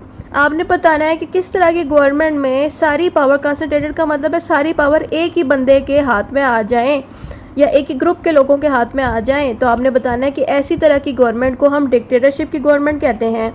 Which type of dictatorship involves all powers in the hands of single ruler. आपने बताना है कि autocrat dictatorship में इस तरह से होता है कि एक ही रूलर के हाथ में सारी पावर्स आ जाती हैं। इसमें आप मिलिट्री और बाकियों का नाम नहीं लिखना क्योंकि इनका अपने अपने मतलब है। अगर आप डिक्टेटरशिप के अच्छे से मतलब इनके समझना चाहते हैं तो यहाँ पे डिक्टेटरशिप की वीडियो का लिंक लगा देती हूँ, एहतियातन देख लीजिएगा। फिर आगे आता है, Adolf Hitler's rule in Germany is an example of which type of dictatorship. Hitler के बारे में तो आप सबने कभी ना कभी तो सुना होगा। इन्होंने कौन सी तरह की डिक्टेटरशिप को आजमाया, इन्होंने ऑटोक्रेट डिक्टेटरशिप को आजमाया था। फिर आगे आता है, in which type of dictatorship do arm forces seize power and rule the state. अब यहाँ पे देखें ना आर्मी का जिक्र हो रहा है, आर्म फोर्सेस को कहते हैं आर्मी वाली फोर्सेस। तो यहाँ पे आपने मिलिट्री यानी कि आर्मी वाली डिक्टेटरशिप का नाम देना है। General Ayub Khan in Pakistan rule under which type of dictatorship. यहाँ पे भी आपने आर्मी का ही नाम लेना है, मिलिट्री, क्योंकि जाहिर है पाकिस्तान में जितने भी अब तक मार्शल लॉज लगे हैं वो सारे ही आर्मी वाले जर्नल्स ने लगाए थे और वो सारे आर्मी के जर्नल्स, इसका मतलब है सारे मिलिट्री डिक्टेटरशिप थे। फिर आगे आता है हमारे पास, Joseph Stalin's rule in the Soviet Union is an example of which form of dictatorship. आपने बताना है कि इनके दौर में पार्टी डिक्टेटरशिप हुआ करती थी। वैसे तो इनका जिक्र ऐसा आपके नोट्स में नहीं हुआ बट आप नेट से इनकी बारे में जान सकते हैं। फिर आता है 10th पे हमारे पास, which dictator famously said I am the state. इसमें यहाँ पे आएगा किंग लुइस, ठीक है। ये जो किंग लुइस है ये आगे आई थिंक 10 लिखा हुआ है, ठीक है। आई थिंक ये 10 नहीं है, ये 14। जो किंग लुइस 14 थे ना, उन्होंने ये बात बोली थी कि मैं खुद ही एक स्टेट हूँ, ठीक है, यानी कि खुद को इस तरह से दिखा रहे थे कि मैं बहुत ज़्यादा पावरफुल हूँ। ठीक है, ये उस वक्त उस ज़माने में इन्होंने ये बात बोली थी, तो उससे आप अंदाज़ा लगा लें कि उस वक्त में भी डिक्टेटरशिप का रोल इन्होंने निभाया था। अच्छा, जब किंग्स डिक्टेटर बनते हैं ना, तो उनको हम कहेंगे मोनार्चिकल डिक्टेटरशिप या मोनार्ची डिक्टेटरशिप, क्योंकि मोनार्ची ज़ाहिर है किंग्स एंड क्वींस के लिए हम यूज़ करते हैं, तो इन्होंने वो वाली की थी। फिर आगे आता है the communist party rule in north Korea represent which class of dictatorship. जो नॉर्थ कोरिया में डिक्टेटरशिप हुई थी उसमें हमने बताना है पार्टी डिक्टेटरशिप वहाँ पे हुई थी। विच form of dictatorship appears temporarily during emergency, कि कौन सी वाली डिक्टेटरशिप इमरजेंसी के दौरान में लगाई जाती है, वो होता है कॉन्स्टिट्यूशनल डिक्टेटरशिप। इवन पाकिस्तान में जितने भी आर्मी ऑफिसर्स थे ना जिन्होंने ये लगाई थी अपना मार्शल लॉ लगाया था पाकिस्तान के अंदर, तो वो भी कॉन्स्टिट्यूशन की वजह से हुआ था, क्योंकि कॉन्स्टिट्यूशन सही नहीं था और सारे अदारे से वर्क नहीं कर रहे थे, तो फिर वहाँ पे हमें ज़रूरत पड़ती है। ठीक है, क्योंकि मुल्क में इमरजेंसी मसला लग जाता तो तब। फिर आगे आता है Napoleon Bonaparte rule in France is an example of which type of dictatorship. आपने इसमें ना पर्सनल डिक्टेटरशिप का जिक्र करना है, इसकी तफसीर आप नेट से देख लेना कि कौन सी क्या हुआ था उस वक्त। ठीक है, according to Marxist theory which dictatorship is ruled by the working class, कि मार्क्स के अकॉर्डिंग, मार्क्स एक बंदा था, ये इनके जिक्र आपको सोशियोलॉजी में मिलेगा। ये एक ऐसा बंदा था जिसने सोसाइटी को स्टडी किया था कि सोसाइटी में क्लास की डिफरेंस क्लासेस क्यों बनी है, यानी कि एक अपर क्लास क्यों है, एक लोअर क्लास क्यों है, तो इन्होंने इस तरह से स्टडी किया था। तो इन्होंने एक डेफिनेशन यहाँ पे दी है कि मार्क्सिस्ट थ्योरी ने डिक्टेटरशिप के बारे में बोला, ये है पोरलेंटेरियन डिक्टेटरशिप का इन्होंने जिक्र किया। बेसिकली पोरलेंटेरियन का मतलब होता है कि ये कहते थे कि जो लोग अमीर हैं ना वही उन्हीं की सारी बात मानी जाती है, ऐसा मार्क्स कहते थे अपनी रिसर्च में। यानी कि इन्होंने जो थ्योरीज लिखी है ना उसमें इन्होंने बताया कि जो अमीर लोग हैं ना जिनको हम कहते थे प्रोलेटेरियन, यही सारा कुछ जो है इनकी वजह से ही सारी बातें डिसीजन लिए जाते थे, अमीर लोगों की वजह से गरीबों को इग्नोर किया जाता था। ईरान अंडर आयतुल्ला खमीनेई, ये ईरान के जो है ना एक डिक्टेटर थे। ठीक है, इन्होंने, इनके बारे में हमने जिक्र करना है कि ये रिलीजियस डिक्टेटर हैं। ठीक है, कि इन्होंने इस्लाम को मजबूती से कायम रखने के लिए ना डिक्टेटरशिप का रोल वहाँ ईरान में यूज़ किया था। In which of the form dictatorship do technical expert hold power, यहाँ पे ये कह रहे हैं कि जहाँ पे टेक्निकल बंदे ताकत में हो, मतलब जो टेक्निकल काम करते हो, तो आपने वहाँ लिखना है टेक्नोक्रेटिक डिक्टेटरशिप। सही है। Which feature means all powers are concerned in one hand, आपने इसमें बताना है कॉन्सेंट्रेशन ऑफ पावर्स, यानी कि कॉन्सेंट्रेशन ऑफ पावर्स का मतलब है कि एक ही डिपार्टमेंट के पास सारी पावर्स होना, या एक ही अथॉरिटी या बंदे के पास सारी पावर होना, तो उसको कहते हैं कॉन्सेंट्रेशन ऑफ पावर्स, एक ही जगह के पास सारी पावर्स आ जाएँ। अच्छा, अब इसमें आपने in a dictatorship citizens lack which essential element, public participation का आपने इसमें क्लिक करना है कि जब डिक्टेटरशिप में क्या होता है ना, कौन सी चीज़ लेक करती, कौन सी चीज़ मौजूद नहीं होती, कि पब्लिक जो है वो बिल्कुल भी पार्टिसिपेट नहीं कर सकती। ठीक है, फिर हमारे पास नेक्स्ट MCQ आता है which feature shows absence of political freedom, कि कौन सी वाली फीचर ऐसी है जिसमें पॉलिटिकल फ्रीडम नहीं मिलती, वो है एब्सेंस ऑफ पॉलिटिकल फ्रीडम, उस जगह पे नहीं मिलती जिन मुल्कों में डिक्टेटरशिप मौजूद हो। अब आपने नेक्स्ट पॉइंट इसमें देना है suppression of opposition in dictatorship is usually mentioned through fear and violence, कि यहाँ पे क्या होता है ना कि जिन मुल्कों में डिक्टेटरशिप चल रही होती है वहाँ पे ऑपोजिट पार्टी तो होती ही नहीं है।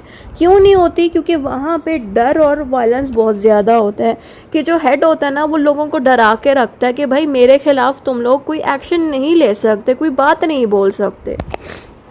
Major characteristics of the dictatorship is, कि सबसे बड़ा करेक्टर डिक्टेटरशिप का क्या है कि यहाँ पे सिर्फ एक ही पार्टी होती है, या एक ही बंदा होता है जो हेड होता है, that's it.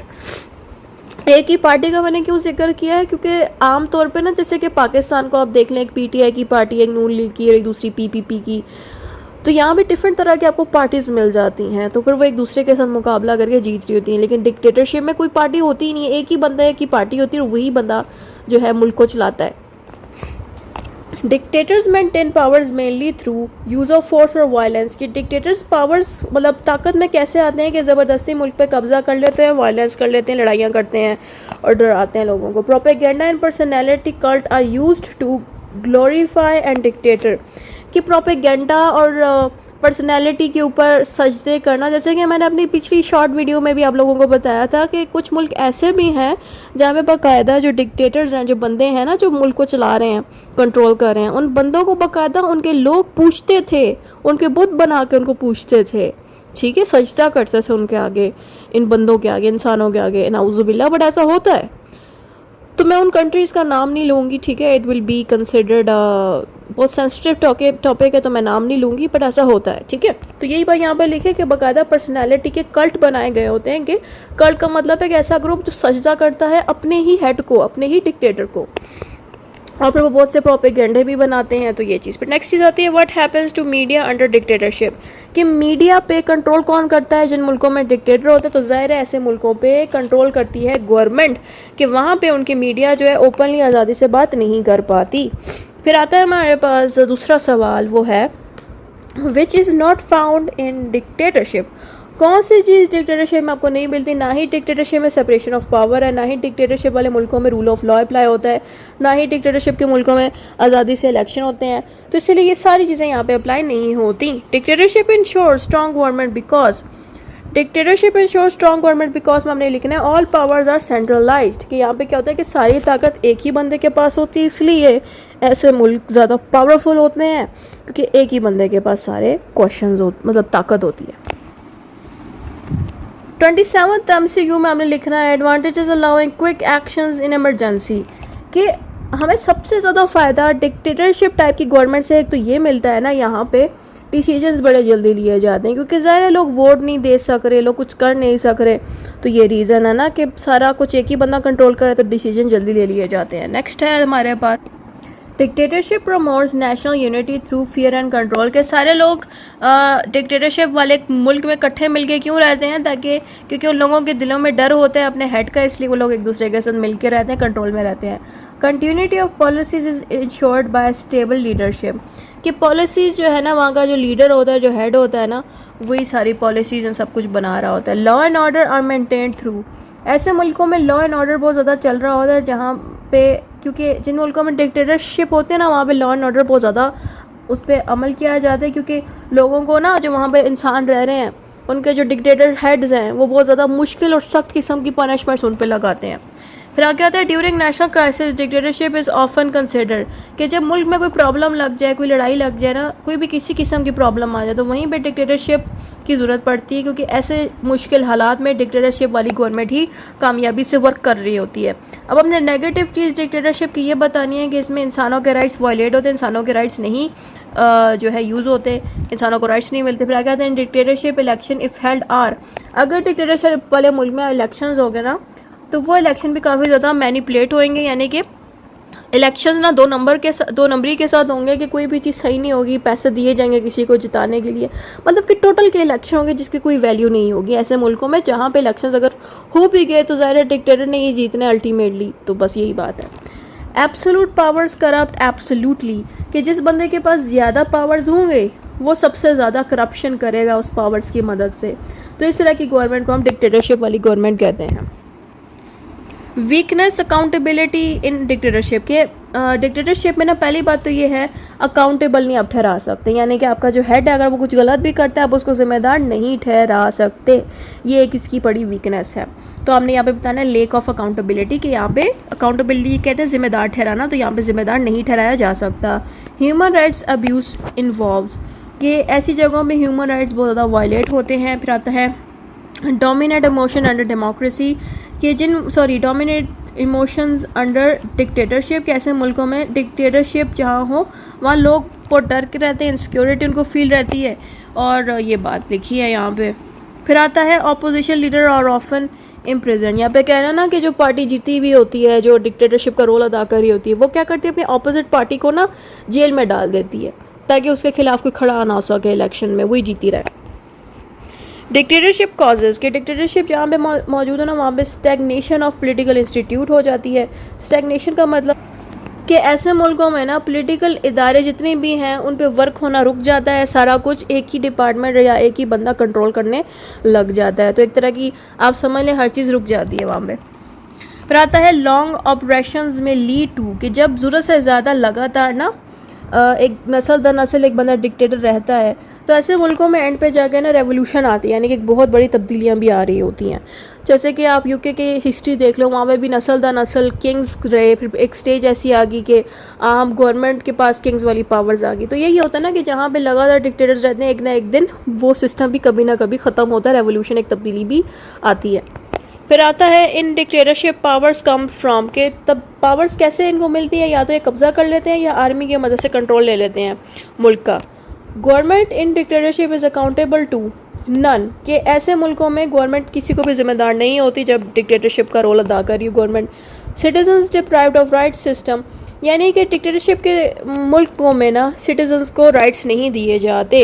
Rulers word in dictatorship is, कि जो रूलर है उसके लफ्ज़ जितने भी हैं द लॉ इटसेल्फ, यानी कि जो मुल्क का हेड है ना, जो डिक्टेटर का रोल अदा कर रहा है, उसके मुंह से बोला गया लफ्ज़ ही लॉ है। ठीक है, यानी कि कोई इदारा नहीं लॉ बनाएगा, वही डिक्टेटर के मुंह से निकला हुआ जो लफ्ज़ है वही लॉ है। ये बात बताई जा रही है। फिर आगे आता है the government change occurs through, कि गवर्नमेंट में तब्दीलियाँ कब चेंजेस आती हैं। आपने बताया रेवोल्यूशनरी और फोर्स, कि गवर्नमेंट में तब्दीली तब आती है जब कोई बहुत बड़ा रेवोल्यूशनरी यानी कि तब्दीली आ रही हो, या फिर किसी और बंदे ने आके कब्जा कर लिया हो मुल्क पे। मीडिया इन डिक्टेटरशिप इज़, कि जो मीडिया है उसको ज़ाहिर है डिक्टेटर वाला जो हेड है वो कंट्रोल करके रखता है ताकि उसके खिलाफ कोई बंदा बोल ना सके, सोशल मीडिया पे भी या टीवी पे भी।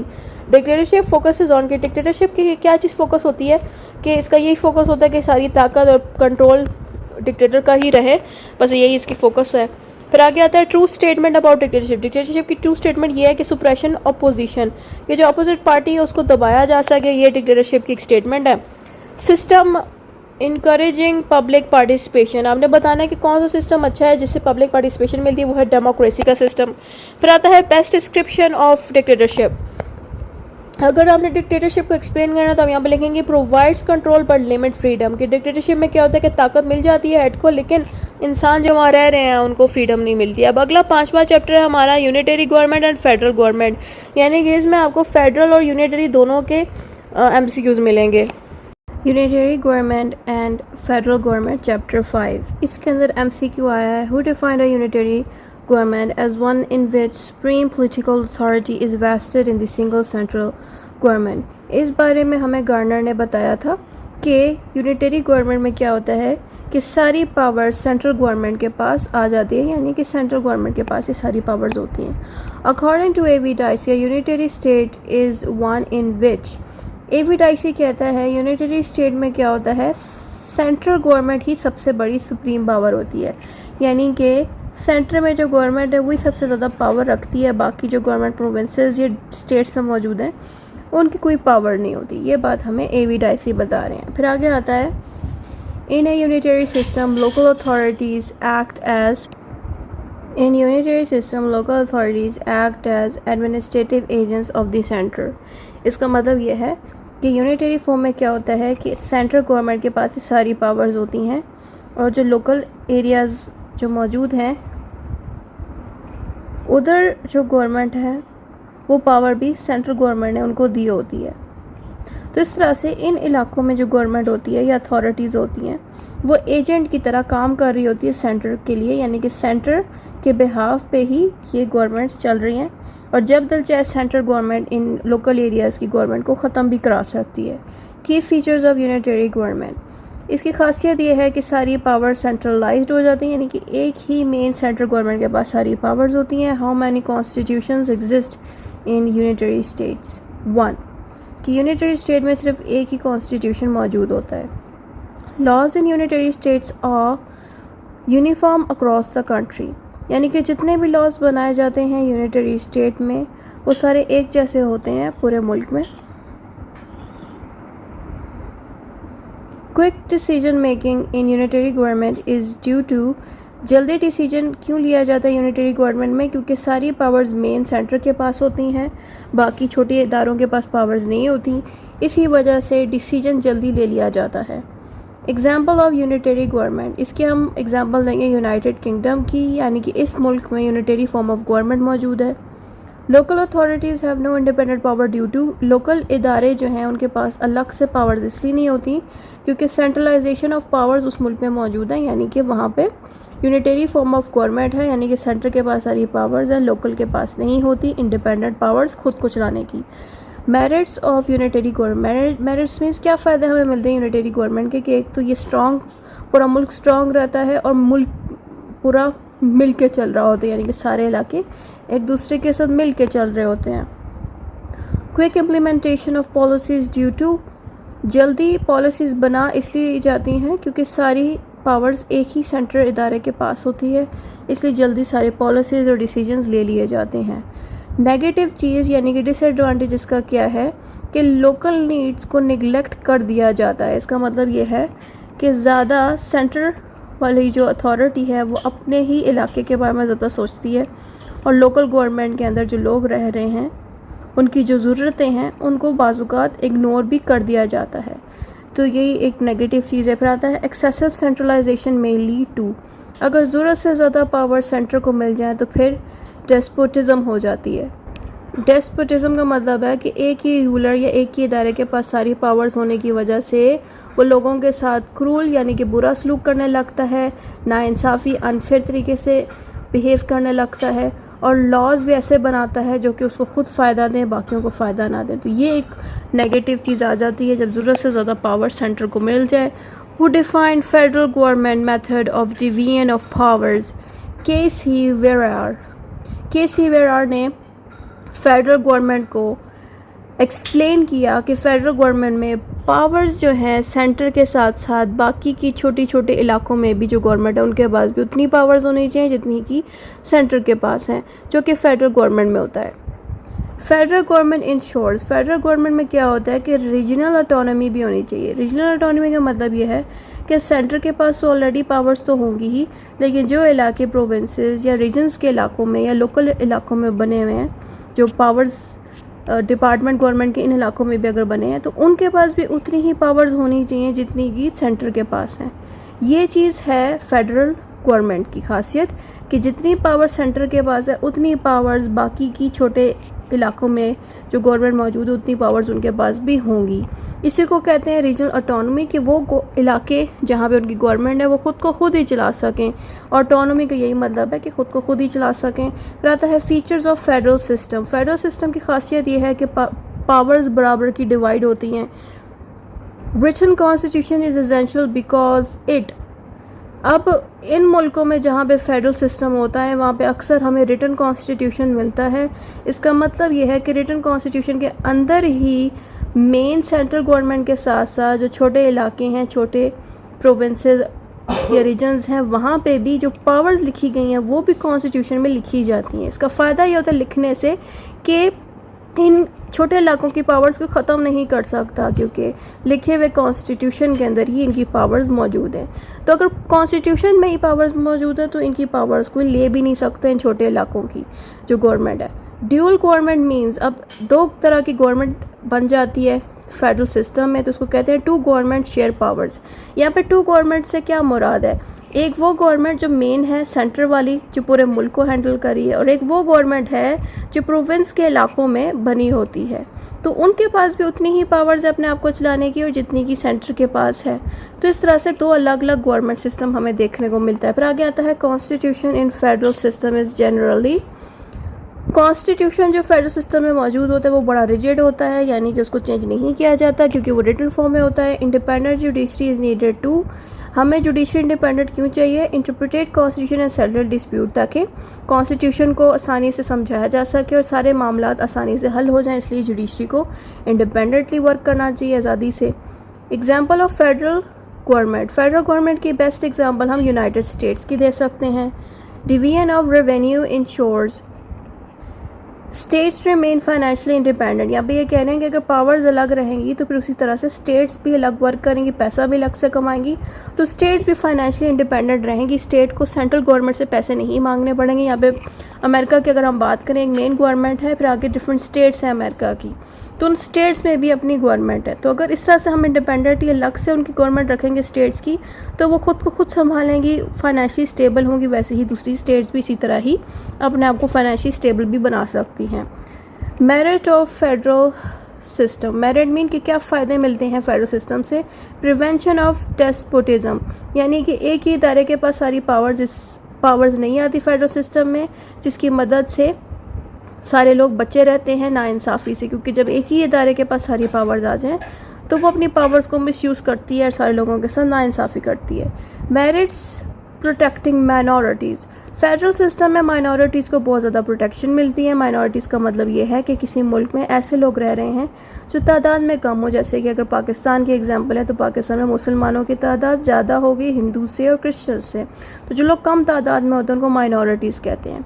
तो अगर इस तरह से जब पावर्स डिवाइड कर दी जाएंगी प्रोविंसेस के इलाकों के साथ या स्टेट्स के साथ, सपोज ये सेंट्रल गवर्नमेंट और ये स्टेट्स बनाई गई हैं, तो अगर इन में भी पावर्स उतनी ही होंगी जितनी कि सेंटर के पास होंगी, तो इन स्टेट्स में जो कम तादाद में लोग रहेंगे उनको भी प्रोटेक्शन देगा उनका अपना स्टेट, क्योंकि उनके पास अपनी गवर्नमेंट और पावर है। तो ये एक फ़ायदा मिलता है कि इनको प्रोटेक्शन मिलती है और इनकी भी सुनी जाती है। नेगेटिव चीज़ क्या होती है कि यहाँ पे नेशनल यूनिटी नहीं बन के रहती, यानी कि स्टेट अपनी मर्ज़ी चलाती है और सेंट्रल गवर्नमेंट अपनी मर्ज़ी चलाती है और दोनों मिल के नहीं रहते, और डिसीजन भी बाज़ औक़ात बड़ा स्लो हो जाता है। अगर मेन गवर्नमेंट कोई डिसीजन लेना चाहे तो स्टेट भी अपने मशवरे देने लगती है, तो वहाँ पर डिसीजन फिर बहुत स्लोली लिया जाता है। फिर आता है कॉन्फ्लिक्ट अगर बिटवीन। अब कॉन्फ्लिक्ट्स भी अक्सर लड़ाइयाँ भी लग जाती हैं सेंटर और स्टेट की गवर्नमेंट के साथ, यानी कि अगर सेंट्रल गवर्नमेंट कोई डिसीजन लेना चाह रही है पूरे मुल्क के लिए, तो स्टेट्स भी बार बार उनके डिसीजन में घुसेंगी, इन्वॉल्व होएंगी, जिसकी वजह से डिसीजंस में कोई फाइनल चीज़ नहीं आती और आपस में ही स्टेट और सेंट्रल गवर्नमेंट लड़ पड़ते हैं। ये भी एक चीज़ हो जाती है फेडरल सिस्टम में। Unitary government is suitable for small and homogeneous state.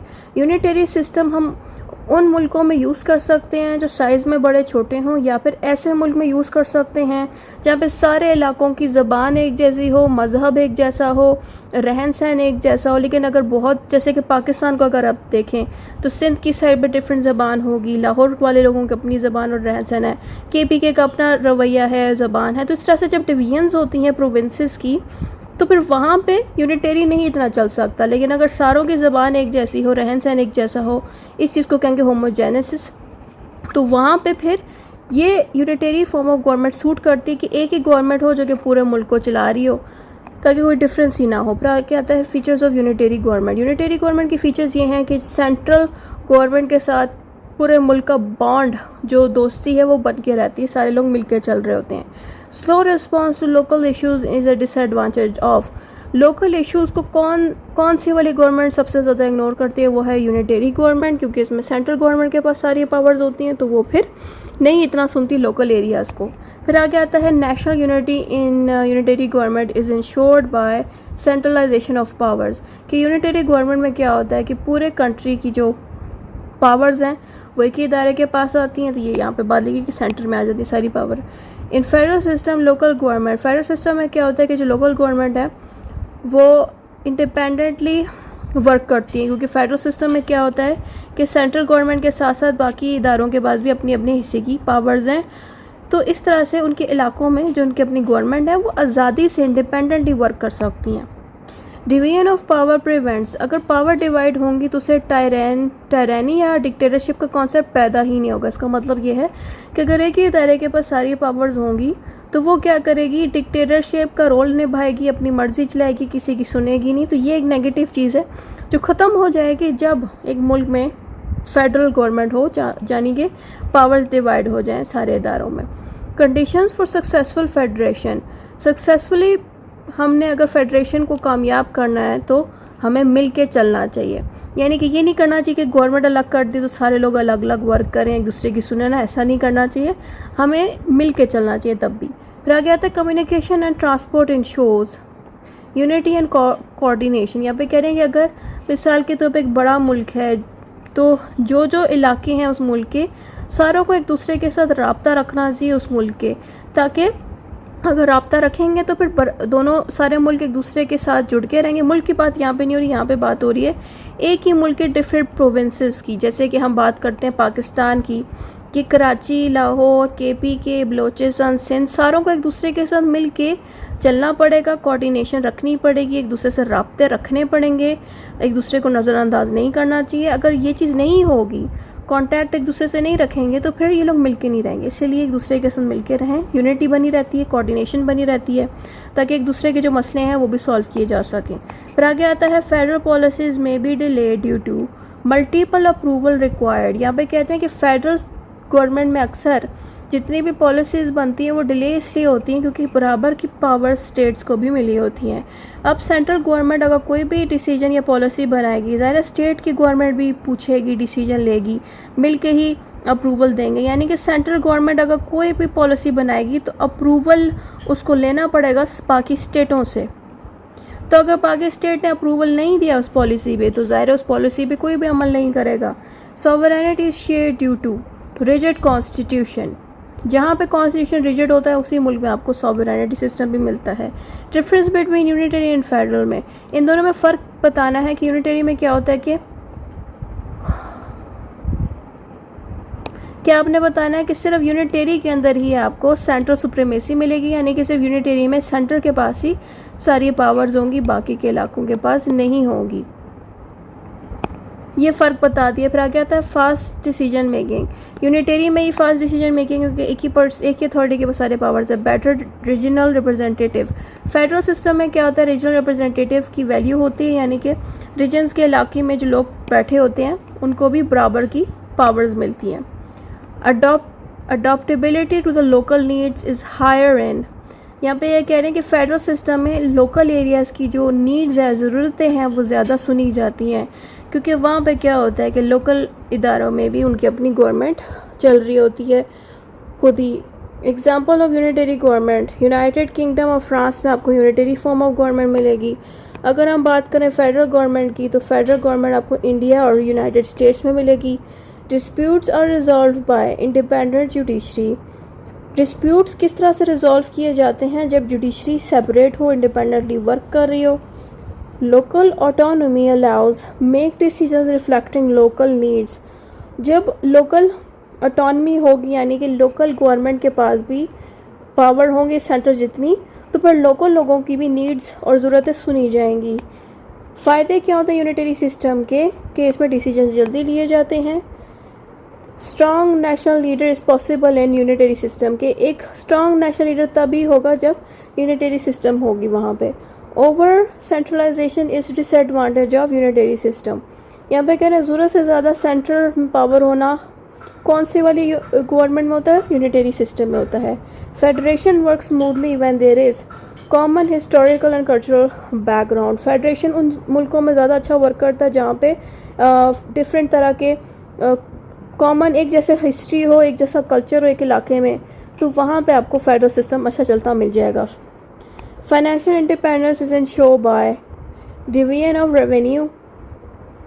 यहाँ पे कह रहे हैं कि फेडरल सिस्टम तब अच्छा चलेगा जब स्टेट्स भी अपने हिस्से की पैसे खुद कमाएंगी, तो फिर इस तरह से वो अपना खुद को चला सकेंगे। System that ensures unity with diversity, कि फेडरल सिस्टम वो सिस्टम है जिसमें बराबर पावर्स बाकी इलाकों को मिलती हैं, तो फिर इस तरह मिलके चलते हैं।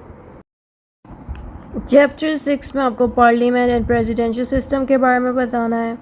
इन parliamentary system the executive drives it's authority from legislature. जैसे मैंने आपको कई दफ़ा पढ़ाया हुआ है अपने डिफरेंट वीडियोस में कि जो पार्लियामेंट है ना, उसी के अंदर से ही प्राइम मिनिस्टर को चुना जाता है। इसीलिए पार्लियामेंट जो कि लेजिस्लेटिव डिपार्टमेंट है, उसी से ही पावर्स भी मिलती हैं एग्जीक्यूटिव के प्राइम मिनिस्टर को। Who is the real executive authority in the parliament. यहाँ पर बताना है कि प्राइम मिनिस्टर जो है पार्लियामेंट से चुना जाता है और ये एक हेड भी होता है एग्जीक्यूटिव डिपार्टमेंट का।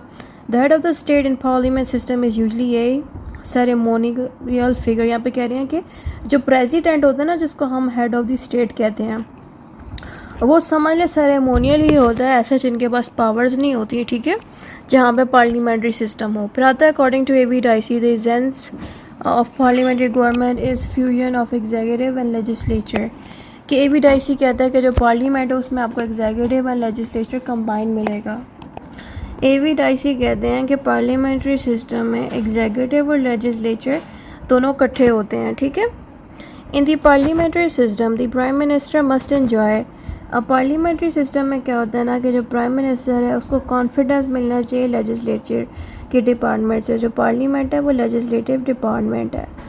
तो यहाँ पे क्या होता है ना कि प्राइम मिनिस्टर को वोटिंग होती है। अगर वोट ऑफ नो कॉन्फिडेंस पास हो गया तो पार्लियामेंट को ना जॉब छोड़नी पड़ेगी। तो ये चीज़ है। The cabinet is collectively responsible to the legislature, क्योंकि कैबिनेट के अंदर ही प्राइम मिनिस्टर बैठा होता है और उसके साथ बाकी के मिनिस्टर्स बैठे होते हैं।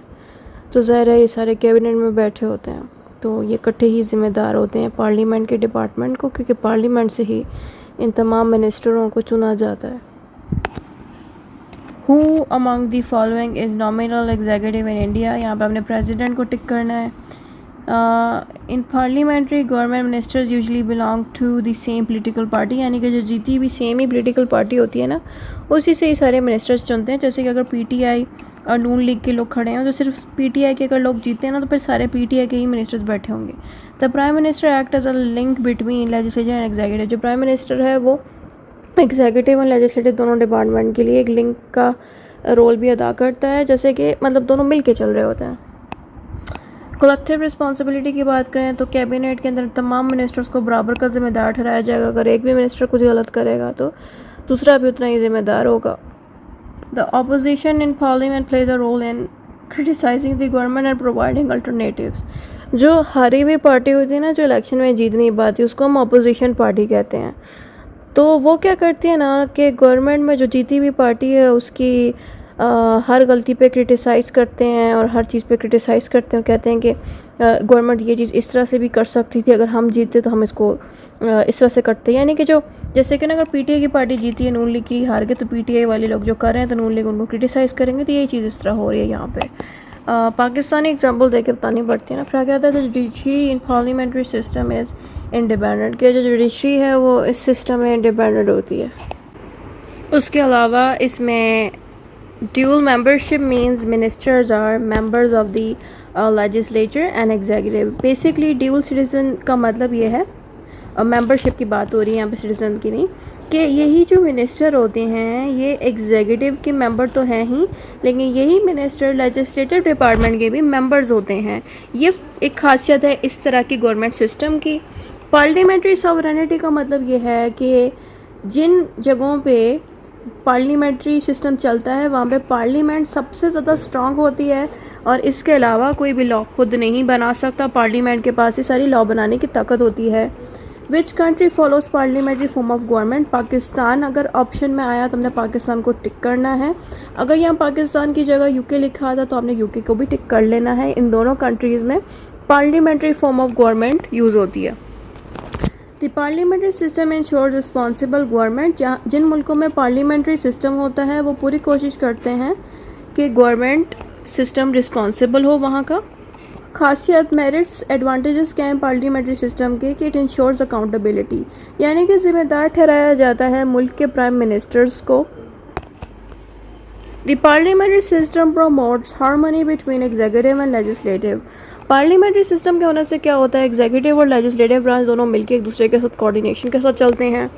Frequent change in government is a demerit, कि लगातार गवर्नमेंट का जो चेंज होना है वो एक डीमेरिट है, एक नेगेटिव चीज़ है जो कि हमें पार्लियामेंट्री फॉर्म ऑफ गवर्नमेंट में देखने को मिलती है। फिर आता है political instability often result from coalition of government, यानी कि जिन मुल्कों में पॉलिटिक्स में एक इंस्टेबिलिटी देखने को मिले तो वो तब ही उन मुल्कों में होती है जब उस मुल्क में लगातार जो गवर्नमेंट है वो मिक्स हो रही हो, यानी कि एग्जीक्यूटिव और लेजिस्लेटिव जब मिक्स होकर चले ना तो अक्सर उन मुल्कों की जो गवर्नमेंट है, पॉलिटिकल निज़ाम है वो स्टेबल नहीं होता, लगातार चेंजेस आपको देखने को मिलती हैं।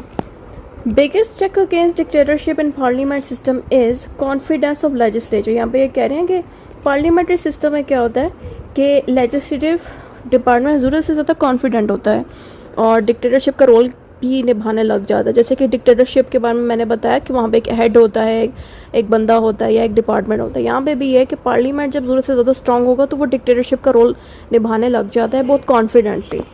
फिर आता है lake of continuity in policies is a demerit, कि यहाँ पे पॉलिसीज़ पे इतना अमल नहीं किया जाता, क्योंकि अगर कोई पॉलिसी प्राइम मिनिस्टर बनाता भी है तो लेजिस्लेटिव डिपार्टमेंट यानी कि पार्लियामेंट उस पॉलिसी को रोक देता है या कोई ना कोई मसला बन जाता है। फिर आता है corruption and patronage arise due to executive need for majority support.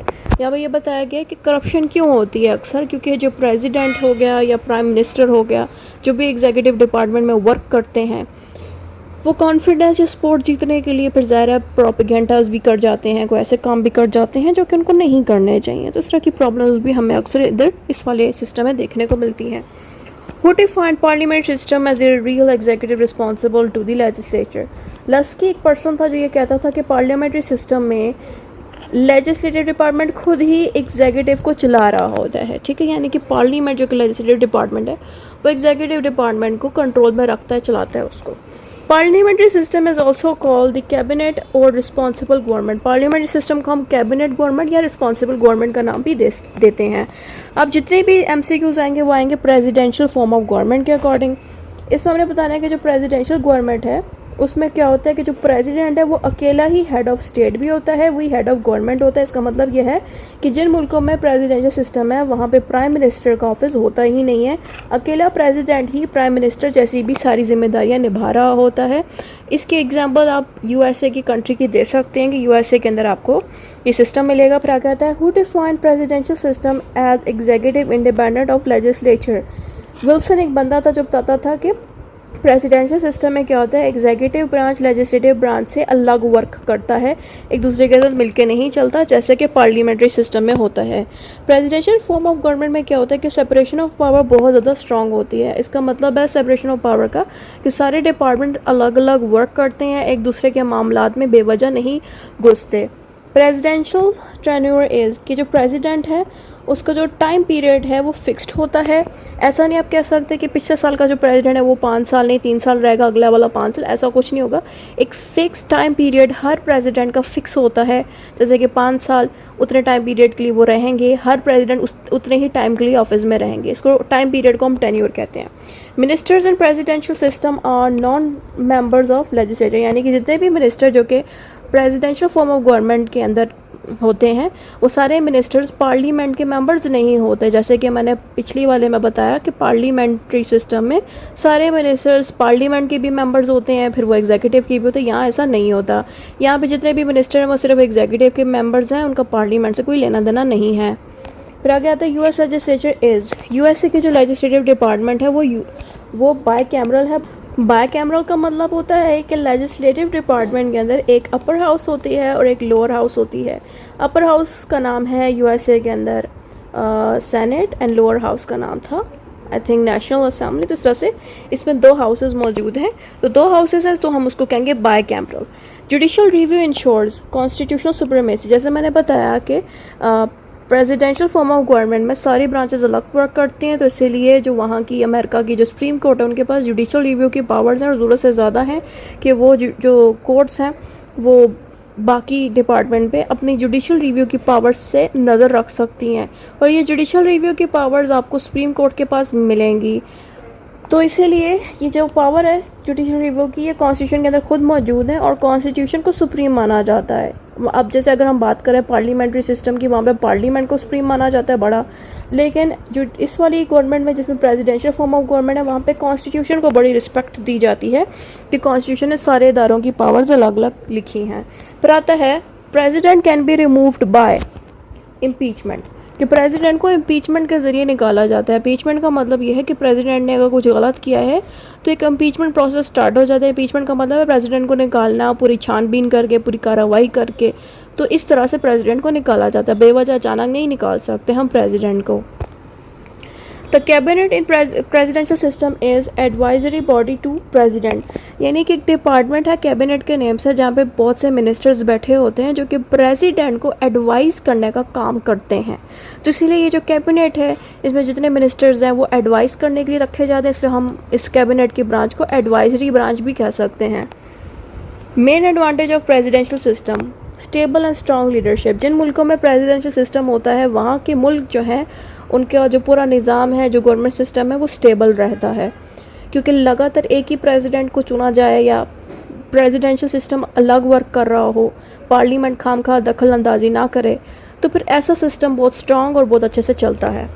Demerits of presidential system possibility of autocracy, कि इसमें नेगेटिव चीज़ ये है कि ऑटोक्रेसी सिस्टम डेवलप हो सकता है। ऑटोक्रेसी का मतलब ये है कि प्रेसिडेंट फिर ये समझेगा कि मेरे पास सारी पावर्स हैं, तो वो अपनी पावर्स को मिसयूज़ कर सकता है, डिक्टेटर का रोल अदा करने लग जाएगा प्रेसिडेंट। इसलिए यहाँ पे ये नेगेटिव चीज़ भी हमें देखने को मिल सकती है। फिर नेक्स्ट पॉइंट आता है president is accountable to people, यानी कि जिन लोगों के वोट्स के ज़रिए वो प्रेसिडेंट सेलेक्ट हुआ है वही प्रेसिडेंट उन्हीं लोगों को ज़िम्मेदार है फिर, यानी कि प्रेसिडेंट जो भी काम करता है तो आम लोगों को बताएगा कि इसने ऐसा काम क्यों किया, आम पब्लिक को, क्योंकि उन्हीं पब्लिक ने इसको चुना था as a president. Lack of cooperation causes deadlock, यानी कि अगर सारे डिपार्टमेंट एक दूसरे के साथ मिलके नहीं चलेंगे तो फिर कोई डिसीजन नहीं लिया जा सकेगा सही से, तो इस चीज़ को कहते हैं डेडलॉक हो जाना, कि कोई डिसीजन ना लिया जाए। Strong merits of president, strong merit का मतलब ये कि कौन सी चीज़ सबसे अच्छी आपको देखने को मिली है प्रेसिडेंशियल सिस्टम में, वो है इंडिपेंडेंट जुडिशरी, कि इन मुल्कों में सबसे ज़्यादा जो जुडिशरी है, कोर्ट्स हैं, वो इंडिपेंडेंटली वर्क करती हैं। पार्लियामेंट में भी हैं बट इतनी ज़्यादा इंडिपेंडेंट वो भी नहीं है। सबसे ज़्यादा इंडिपेंडेंट आपको प्रेसिडेंशियल फॉर्म ऑफ गवर्नमेंट में ही मिलेगी, जुडिशरी सिस्टम अलग से वर्क करता हुआ। की डीमेरिट्स ऑफ प्रेसिडेंशियल सिस्टम, यहाँ पे डीमेरिट्स ये हैं कि एक लॉक लग जाता है, कोई कॉपरेशन नहीं होती है, तो ये एक नेगेटिव चीज़ है जो आप इसमें बता सकते हैं। Fusion of powers exist in parliamentary, के कौन से वाले गवर्नमेंट में पावर्स मिक्स हो जाती हैं, वो है पार्लियामेंट्री सिस्टम, तो आपने यहाँ पे पार्लियामेंट्री को टिक करना है। फिर आता है in presidential system powers are separated, कि प्रेसिडेंशियल सिस्टम में सारी पावर्स सेपरेटेड एंड डिवाइडेड होती हैं। Prime minister removed by vote of no confidence, कि पार्लियामेंट्री सिस्टम में जो प्राइम मिनिस्टर होता है उसको वोट ऑफ नो कॉन्फिडेंस के ज़रिए जॉब से निकाला जा सकता है। US president serves as a real executive, कि यूएसए के जो प्रेसिडेंट है वो मेन रियल एग्जीक्यूटिव का रोल अदा करता है। Executive has fixed tenure like the president, कि जैसे कि एग्जीक्यूटिव डिपार्टमेंट में जितने भी प्रेसिडेंट होते हैं वो एक फ़िक्स टाइम पीरियड के लिए होते हैं। यही बात यहाँ बताएगी। मिनिस्टर्स और मेंबर्स ऑफ द लेजिस्लेचर इन, कौन से मिनिस्टर्स जो हैं वो लेजिस्लेटिव के भी मेंबर्स होते हैं। किस तरह की गवर्नमेंट में ऐसी चीज़ होती है, पार्लियामेंट्री गवर्नमेंट में, तो ये बात यहाँ पे लिखनी है। फिर आगे आता है faster decision making system presidential system में जो डिसीजंस हैं वो जल्दी लिए जाते हैं क्योंकि पार्लियामेंट इन्वॉल्व नहीं होता उनके मामलात में डिसीजन लेते वक्त, इसलिए प्रेसिडेंशियल सिस्टम में डिसीजन जल्दी लिए जाते हैं। Example of parliamentary system country, यहाँ पे देखें आप यूएसए के साथ इंडिया की एग्जांपल भी दे सकते हैं क्योंकि यहाँ पे यूके और पाकिस्तान दोनों मौजूद नहीं था, इसलिए हम कहेंगे कि पार्लियामेंट्री सिस्टम जो है इंडिया में मौजूद है। Opposition is stronger in parliamentary system, के पार्लियामेंट्री सिस्टम में अपोजिट पार्टी जो जीती नहीं होती इलेक्शंस में वो काफ़ी स्ट्रॉन्ग रोल अदा कर रही होती है। Effectiveness depends on political culture and constitutional practice, क्योंकि पॉलिटिक्स और कॉन्स्टिट्यूशन स्ट्रॉन्ग होगा तो फिर हर चीज़ स्ट्रॉन्ग होगी। अभी हमारा यहाँ से स्टार्ट हो जाता है chapter 7 the legislature. Chapter 7 the legislature, इस चैप्टर में आपको लेजिस्लेचर के तमाम जितने भी एमसीक्यूज़ हैं वो सिखाए जाएंगे। सबसे पहले तो जो लेजिस्लेचर है is the primary responsible for making law. इस लाइन का मतलब ये है कि जो लेजिस्लेटिव डिपार्टमेंट है वो है ही जिम्मेदार लॉ बनाने के लिए। फिर आगे आता है the legislature represents the will of the people. Legislative department बनाया ही इसलिए जाता है ताकि आम इंसानों की जो विल है, जो ख्वाहिश है, उसको पूरा किया जा सके। इसलिए यहाँ पे लिखा है इंसानों के विल के ऊपर ही लेजिस्लेचर का जो डिपार्टमेंट है वो लॉ बनाता है। According to the JLSK, the legislature has the power to make, alter and repeal law. JLSK कहते हैं कि लेजिस्लेटिव डिपार्टमेंट के पास ये पावर होती है कि वो लॉ को बना सकते हैं, मेक कर सकते हैं, लॉ को अल्टर यानी कि चेंज कर सकते हैं और लॉ को रिपेल कर सकते हैं। रिपेल का मतलब है एक की जगह दूसरा लॉ ले आना या उसको थोड़ा सा चेंज कर देना, तो इस तरह से। फिर आता है Montesquieu describe the legislature as express the will of the state. Montesquieu भी बहुत मशहूर इंसान है, लॉ में आपको कई दफ़ा इनका नेम आएगा। ये कहते हैं कि लेजिस्लेटिव डिपार्टमेंट बेसिकली पूरे जो मुल्क है ना उसके लिए लॉ बनाता है, ठीक है, पूरे मुल्क के फ़ायदे के लिए, पूरे मुल्क में जो उनकी ख्वाहिश है, जैसे मैंने ऊपर बताया था इंसानों की ख्वाहिश के अकॉर्डिंग लेजिस्लेटिव लॉज बनाता है, वैसे ही यहाँ पे भी वही बात बोली जा रही है कि जो मुल्क है उसकी जो ज़रूरत है उसके मुताबिक लॉ बनाता है। Garner defined the legislature as enactment of general rules of conduct. Garner कहते हैं कि लेजिस्लेचर में ये होता है कि जितने भी रूल्स ऑफ कंडक्ट हैं उसको लिखता है। रूल्स ऑफ कंडक्ट का मतलब ये इंसानों का जो बिहेवियर है ना, कंडक्ट कहते हैं बिहेवियर को, इंसानों का जो बिहेवियर उसके तमाम रूल्स ये इनेक्ट करता है यानी कि बनाता है। जैसे कि इंसान चोरी नहीं कर सकता, गलत काम नहीं कर सकता, ये सारे रूल्स होते हैं ना जो इसने हमारे लिए बनाए हुए हैं हमारे बिहेवियर्स के ऊपर। The legislature ensures accountability of executive. Legislative department क्या करता है, एग्जीक्यूटिव को कहता है अपनी जिम्मेदारी निभाएं। और अगर एग्जीक्यूटिव डिपार्टमेंट, जैसे कि गवर्नमेंट, ये सारी एग्जीक्यूटिव में आती है कि जो गवर्नमेंट को चला रही है, तो जो एग्जीक्यूटिव डिपार्टमेंट अगर सही से काम नहीं करेगा ना, तो लेजिस्लेटिव उससे पूछेगी कि आप सही से काम क्यों नहीं कर रहे। The legislature uploads constitutional principles. इस लाइन का मतलब ये है कि जो लेजिस्लेटिव डिपार्टमेंट है वो कॉन्स्टिट्यूशन के अकॉर्डिंग ही सारे फैसले लेता है इंसान के। फिर आगे आता है the legislature formulates law according to the people's need, कि जितने भी लॉज बनाए जाते हैं इंसानों की ज़रूरियात और ज़रूरतों के मुताबिक बनाए जाते हैं, जैसे मैंने पहले बताया था। Unicameral legislature has one chamber. देखिए अगर बाय लिखा आता ना, तो बाय कैमरल में क्या होता है, 2 चैम्बर्स होते हैं, यानी कि अपर हाउस और लोअर हाउस होते हैं लेजिस्लेटिव डिपार्टमेंट में। लेकिन अगर यूनिकैमरल लिखा है, जिसका मतलब है एक ही चैम्बर है, कोई दूसरा मौजूद नहीं है लेजिस्लेटिव डिपार्टमेंट में। अब बाय कैमरल आ जाता है, इसमें सिंपली बता देंगे 2 हाउसेस के बारे में बताया जाता है बाय कैमरल में।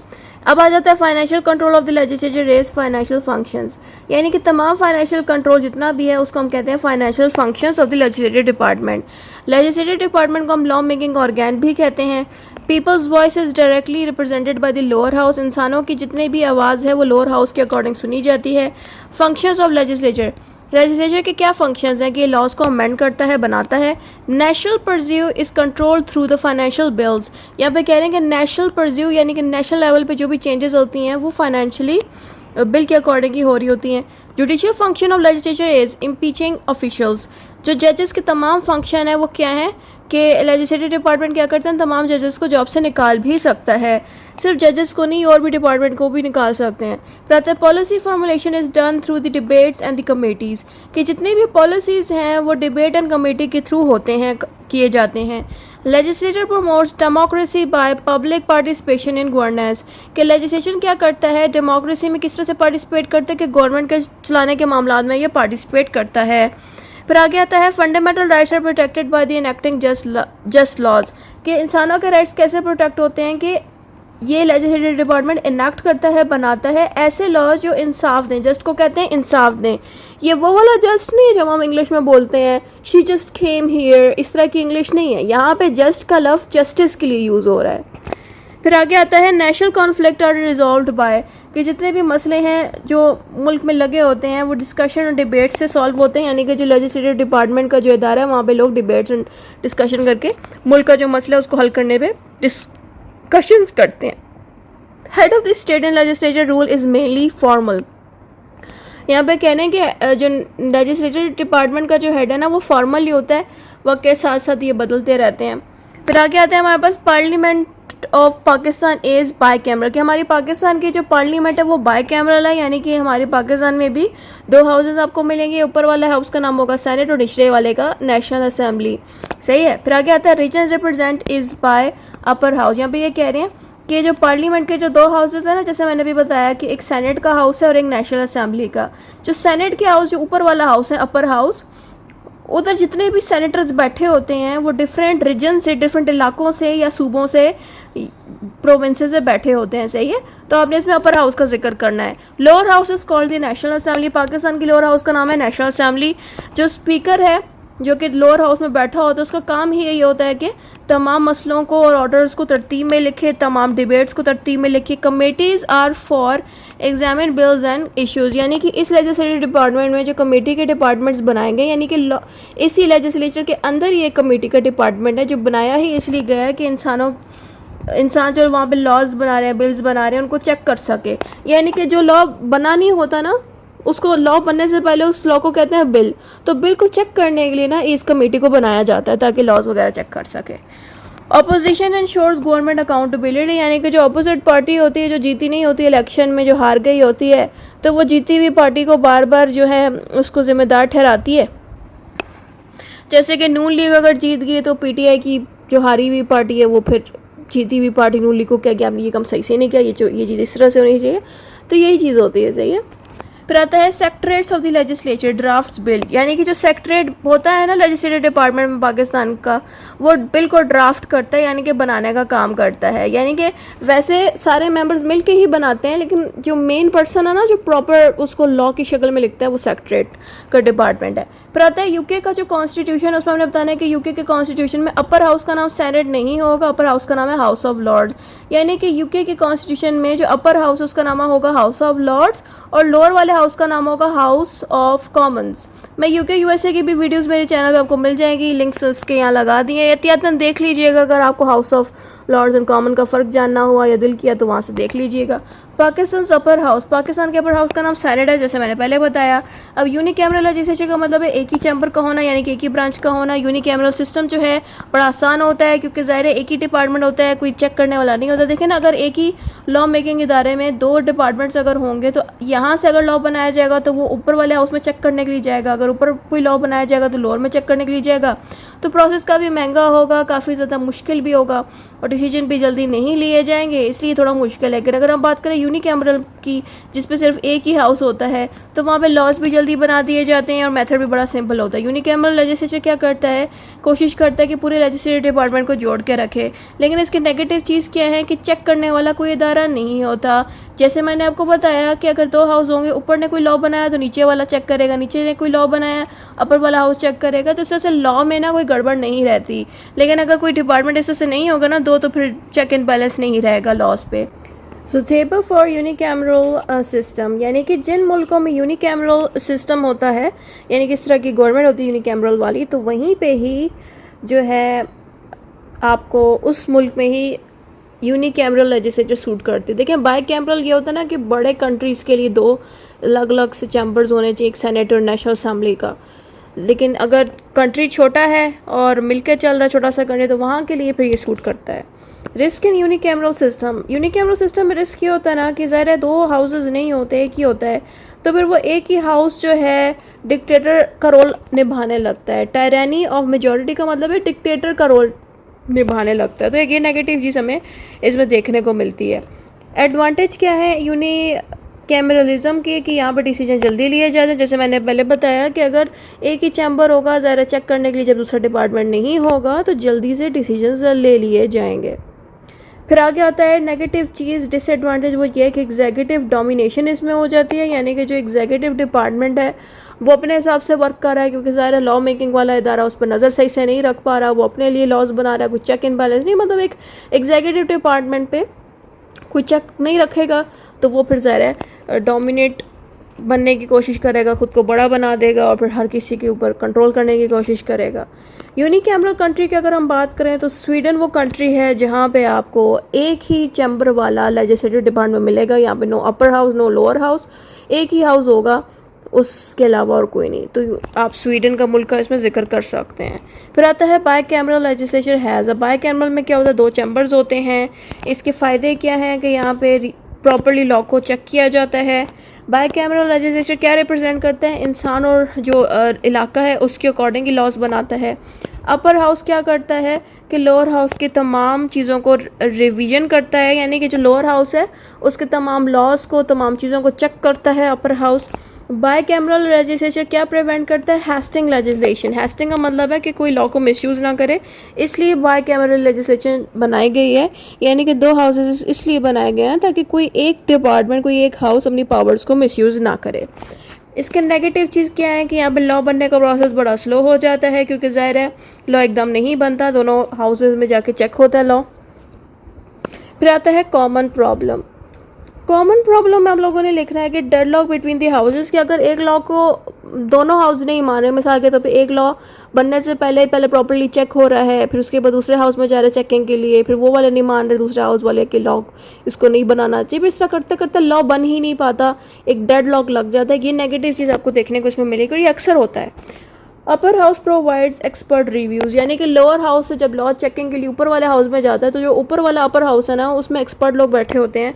तो ये चीज़ हमने बतानी है। बाई कैमरल कंट्री कौन से हैं, यहाँ पे हमने पाकिस्तान का नाम ले देना है। Main difference between unicameral and by cameral, दोनों में फ़र्क है चैम्बरों का, यानी कि यूनिकैमरल में आपको एक ही हाउस मिलेगा, बाई कैमरल में दो हाउसेस मिलेंगे, अपर हाउस और लोअर हाउस, ये दोनों का फ़र्क है। अब यहाँ से हमारा चैप्टर 8 स्टार्ट हो जाता है जिसका नाम है एग्जीक्यूटिव। एग्जीक्यूटिव में हमने लिखना है the primary role of the executive is to enforce law. Executive department का ये काम होता है कि लेजिस्लेटिव डिपार्टमेंट जो भी लॉज बनाता है ये उन लॉज को लोगों पर लागू कराने का काम करता है executive department. According to Montesquieu, the executive is concerned with execution of law. यहाँ पे ये कह रहे हैं कि जो एग्जीक्यूटिव होता है उसका काम होता है कि लॉ को एग्जीक्यूट करे, यानी कि लोगों पे लॉ लगाए. Woodrow Wilson defined the executive as the organ that carries out the will of the state.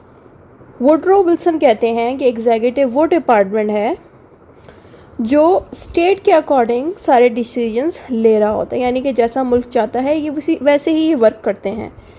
Garner described the executive as the branch that enforces laws and maintains peace. Garner कहते हैं कि executive एक ऐसी branch है जो बने हुए law को लोगों पे लागू कराती है, यानी कि इन्फोर्स कराती है, और पीस को मेंटेन रखती है, यानी कि सिक्योरिटी और सारा सिस्टम मेंटेन रहता है. इसकी वजह से Gettle stated that the executive gives effect to the will of the state as expressed in law. यहाँ पे भी यही बताया गया है कि जो स्टेट के लिए सही है उसी के अकॉर्डिंग ये सारे एक्शंस लेते हैं, और वही लॉज जो कि लेजिस्लेटिव लॉ ब्रांच ने बनाए हैं उन्हीं लॉज को लोगों पे ये लगाता है. Professor Gilchrist define executive as agency acting for the state to enforce laws and maintain order. Different तरह की जो एजेंसीज़ हैं वो कोशिश करती हैं कि बने हुए लॉज को लोगों पे लगाएं, यानी कि एग्जीक्यूटिव डिपार्टमेंट्स की बात कर रहे हैं यहाँ पे कि एग्जीक्यूटिव डिपार्टमेंट पूरी कोशिश करते हैं कि बने हुए लॉज को लोगों पे लगाएं और पीस मेंटेन रहे. In a single executive system one individual, यानी कि जहाँ पे सिंगल एग्जीक्यूटिव सिस्टम होता है वहाँ पे एक ही इंसान ही एग्जीक्यूटिव डिपार्टमेंट को हैंडल कर रहा होता है, जिसके पास सारी पावर्स होती हैं. President of the USA is an example of single executive, यानी कि अमेरिका का जो प्रेसिडेंट है उनके पास सबसे ज़्यादा पावर्स होती हैं, इसलिए वहीं पे आपने सिंगल एग्जीक्यूटिव का जिक्र करना है. फिर आता है in plural executive system, authority is distributed among several individuals. कि प्लूरल में क्या होता है कि एग्जीक्यूटिव सिस्टम है, जो एग्जीक्यूटिव वाली पावर्स हैं वो बराबर की डिस्ट्रीब्यूट होती हैं बाकी के मिनिस्टर्स पे. तो यहाँ पे डिफरेंट लोगों के पास बराबर की पावर्स डिस्ट्रीब्यूट होती है प्लूरल एग्जीक्यूटिव में. Swiss federal council is example of plural execution. यहाँ पे कह रहे हैं कि स्विस वाले मुल्क में जो फेडरल काउंसिल है उसमें भी प्लूरल एग्जीक्यूटिव वाला रोल अदा किया जाता है, यानी कि सेम ही पावर्स सारे मिनिस्टर्स पे डिवाइड होती हैं. इन parliamentary executive real power lies with prime minister and cabinet. जो पार्लियामेंट्री सिस्टम है वहाँ पे पावर्स प्राइम मिनिस्टर और उनके कैबिनेट के पास होती है. पाकिस्तान फॉलोज विच एग्जीक्यूटिव सिस्टम. पाकिस्तान में हमें पार्लियामेंट्री सिस्टम मिलेगा जहाँ पे प्राइम मिनिस्टर और कैबिनेट होता है, यानी कि प्राइम मिनिस्टर्स के साथ बाकी के मिनिस्टर्स वर्क कर रहे होते हैं. तो ये फीचर पार्लियामेंट्री सिस्टम में मौजूद है और यही सिस्टम पाकिस्तान में है. Presidential executive is independent of legislature, यानी कि जहाँ पे जिन मुल्कों में प्रेसिडेंशियल फॉर्म ऑफ गवर्नमेंट है वहाँ का जो प्रेसिडेंट है वो अलग से लेजिस्लेटिव ब्रांच से वर्क करता है, यानी कि लेजिस्लेटिव ब्रांच के साथ वर्क नहीं करता जैसे कि प्राइम मिनिस्टर वर्क करता है. प्राइम मिनिस्टर लेजिस्लेटिव ब्रांच के साथ मिलकर वर्क करता है, प्रेसिडेंशियल एग्जीक्यूटिव में ऐसा नहीं होता. Brazil follows presidential system. Brazil में भी प्रेसिडेंशियल सिस्टम मौजूद है. Hereditary executive holds powers by birth right, यानी कि जो किंग्स एंड क्वींस हैं इनको विरासत में ही वो सारी एग्जीक्यूटिव पावर्स मिल जाती हैं. तो यहाँ पे लिखना है बर्थ राइट के पैदा होते साथ ही इनके पास ये पावर्स आ जाती हैं. King of the Saudi अरेबी is hereditary executive. कि सऊदी अरेबी के जितने किंग्स होते हैं उनके पास हेरिडिटरी एग्जीक्यूटिव पावर्स हैं, यानी कि विरासत में उनके बच्चों को भी वो पावर्स मिल जाती हैं. Elected executive gains power through. जो एग्जीक्यूटिव वोट लेके आते हैं वो बेसिकली नॉर्मल वोटिंग के थ्रू या इलेक्शन के मेथड के थ्रू वोट लेके आते हैं. British monarch is nominal executive. British system में नॉमिनल एग्जीक्यूटिव सिस्टम होता है.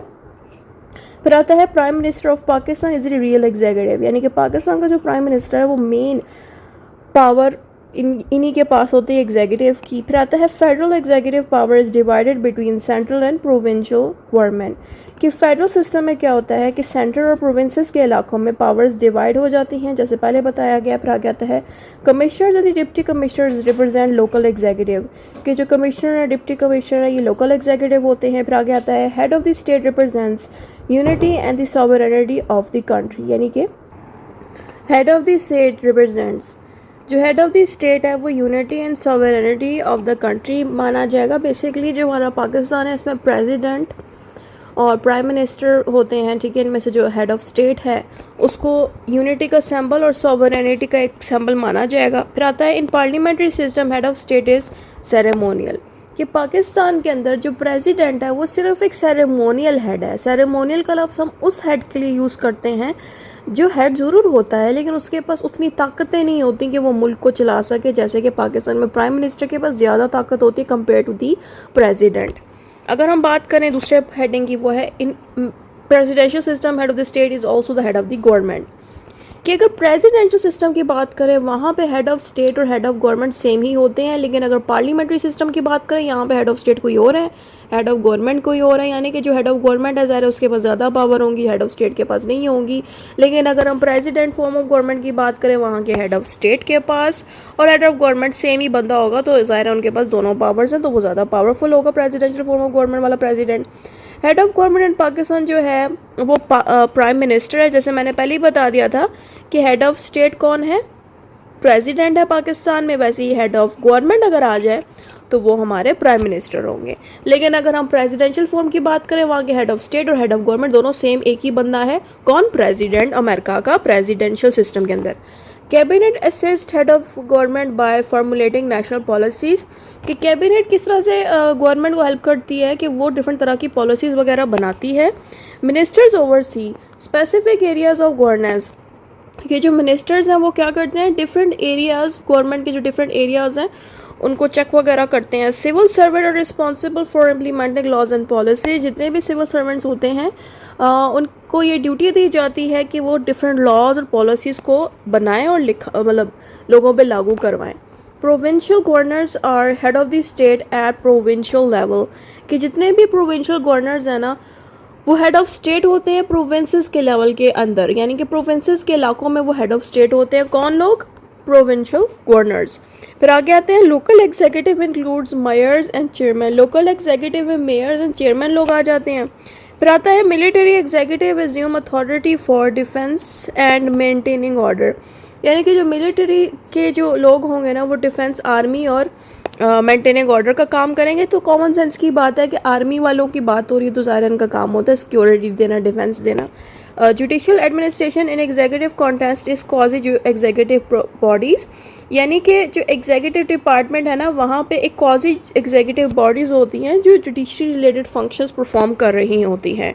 Primary function of executive is to enforce the laws, की जो मेन फंक्शन एग्जीक्यूटिव डिपार्टमेंट का कि बने हुए लॉज को लोगों पे लागू कराती है। Policy formulation and the implementation is done by executive, कि जितनी भी पॉलिसीज़ हैं और जो भी बने हुए लॉज हैं वो कौन इम्प्लीमेंट कराता है? एग्जीक्यूटिव का डिपार्टमेंट कराता है। ये बात यहाँ पे लिखी है। फिर आगे आता है maintenance of the law and order responsibility of executive, same बात मैंने बताया कि लॉ को लोगों पे लागू कराने का काम भी एग्जीक्यूटिव का होता है।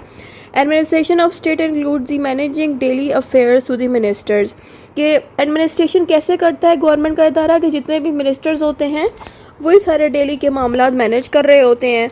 Foreign relations are handled by the executive, कि बाहर वाले मुल्क के साथ जो ताल्लुक है और जो मामला हैंडल करने होते हैं वो भी एग्जीक्यूटिव का डिपार्टमेंट करता है। डिफेंसेस और सिक्योरिटी कौन हैंडल करता है? वो भी एग्जीक्यूटिव का ही डिपार्टमेंट करता है। फाइनेंशियल एडमिनिस्ट्रेशन में क्या आता है कि बजट की प्रिपरेशन करना और ये एलोकेशन करना कि किस बंदे को क्या मिलेगा, ये सब भी एग्जीक्यूटिव का डिपार्टमेंट करता है।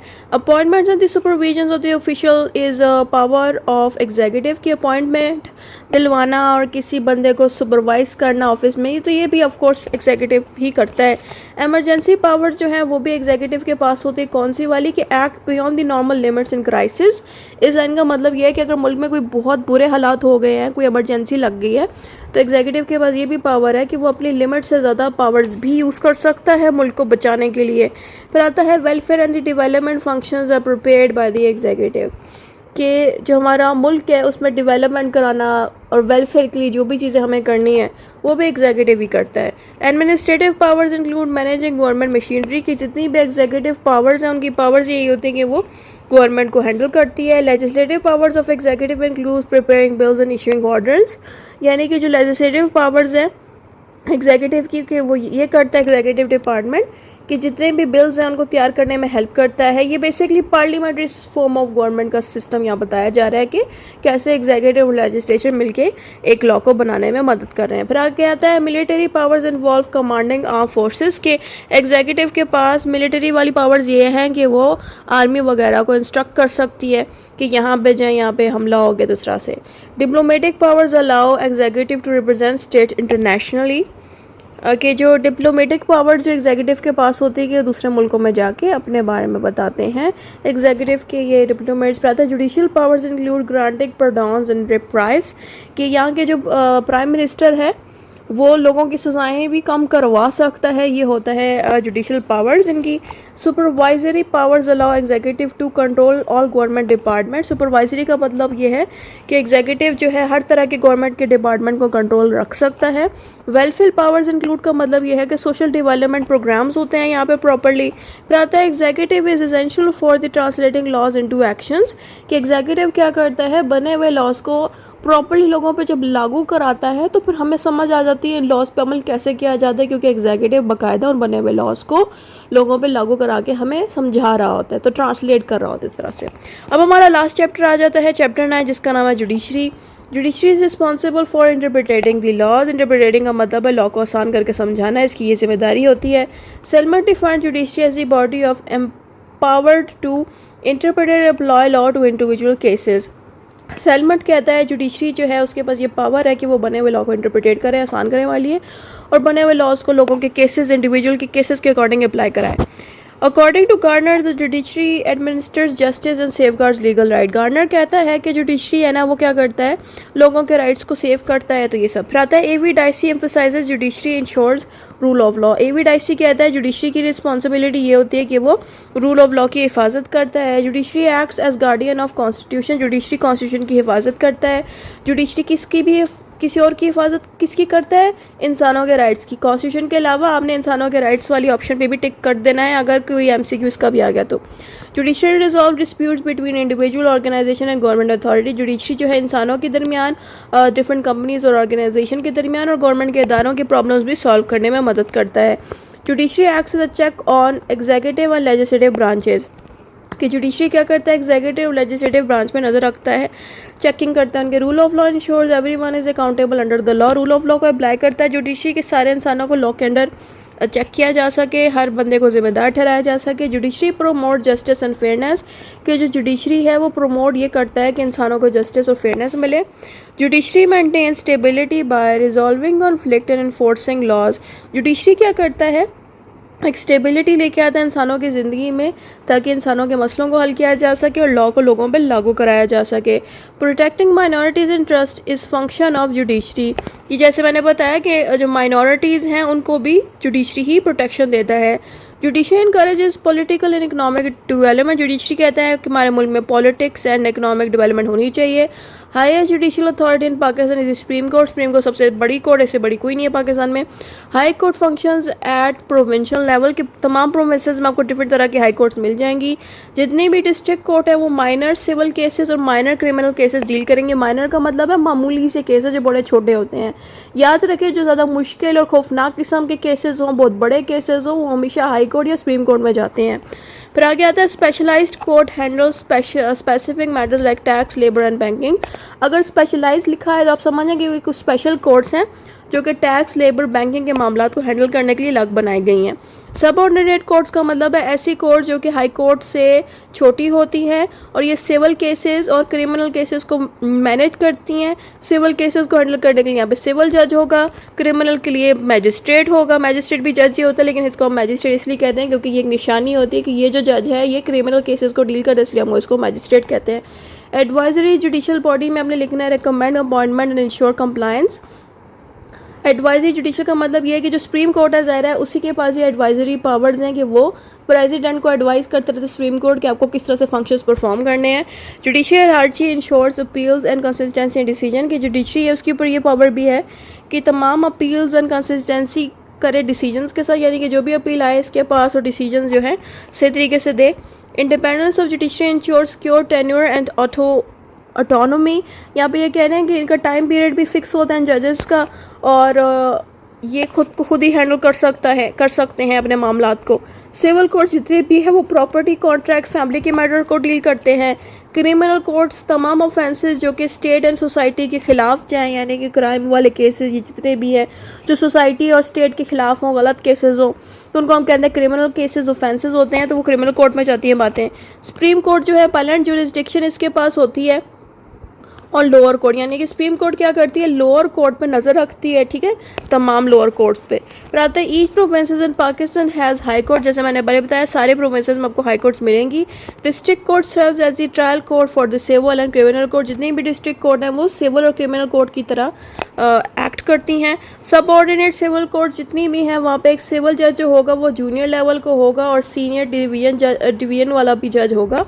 फिर आगे आता है फैमिली कोर्ट्स की। अगर हम बात करें वो शादी, डाइवोर्स, इनहेरिटेंस, विरासत में क्या मिलना है, ये सारा कुछ फैमिली कोर्ट में डिसाइड किया जाता है।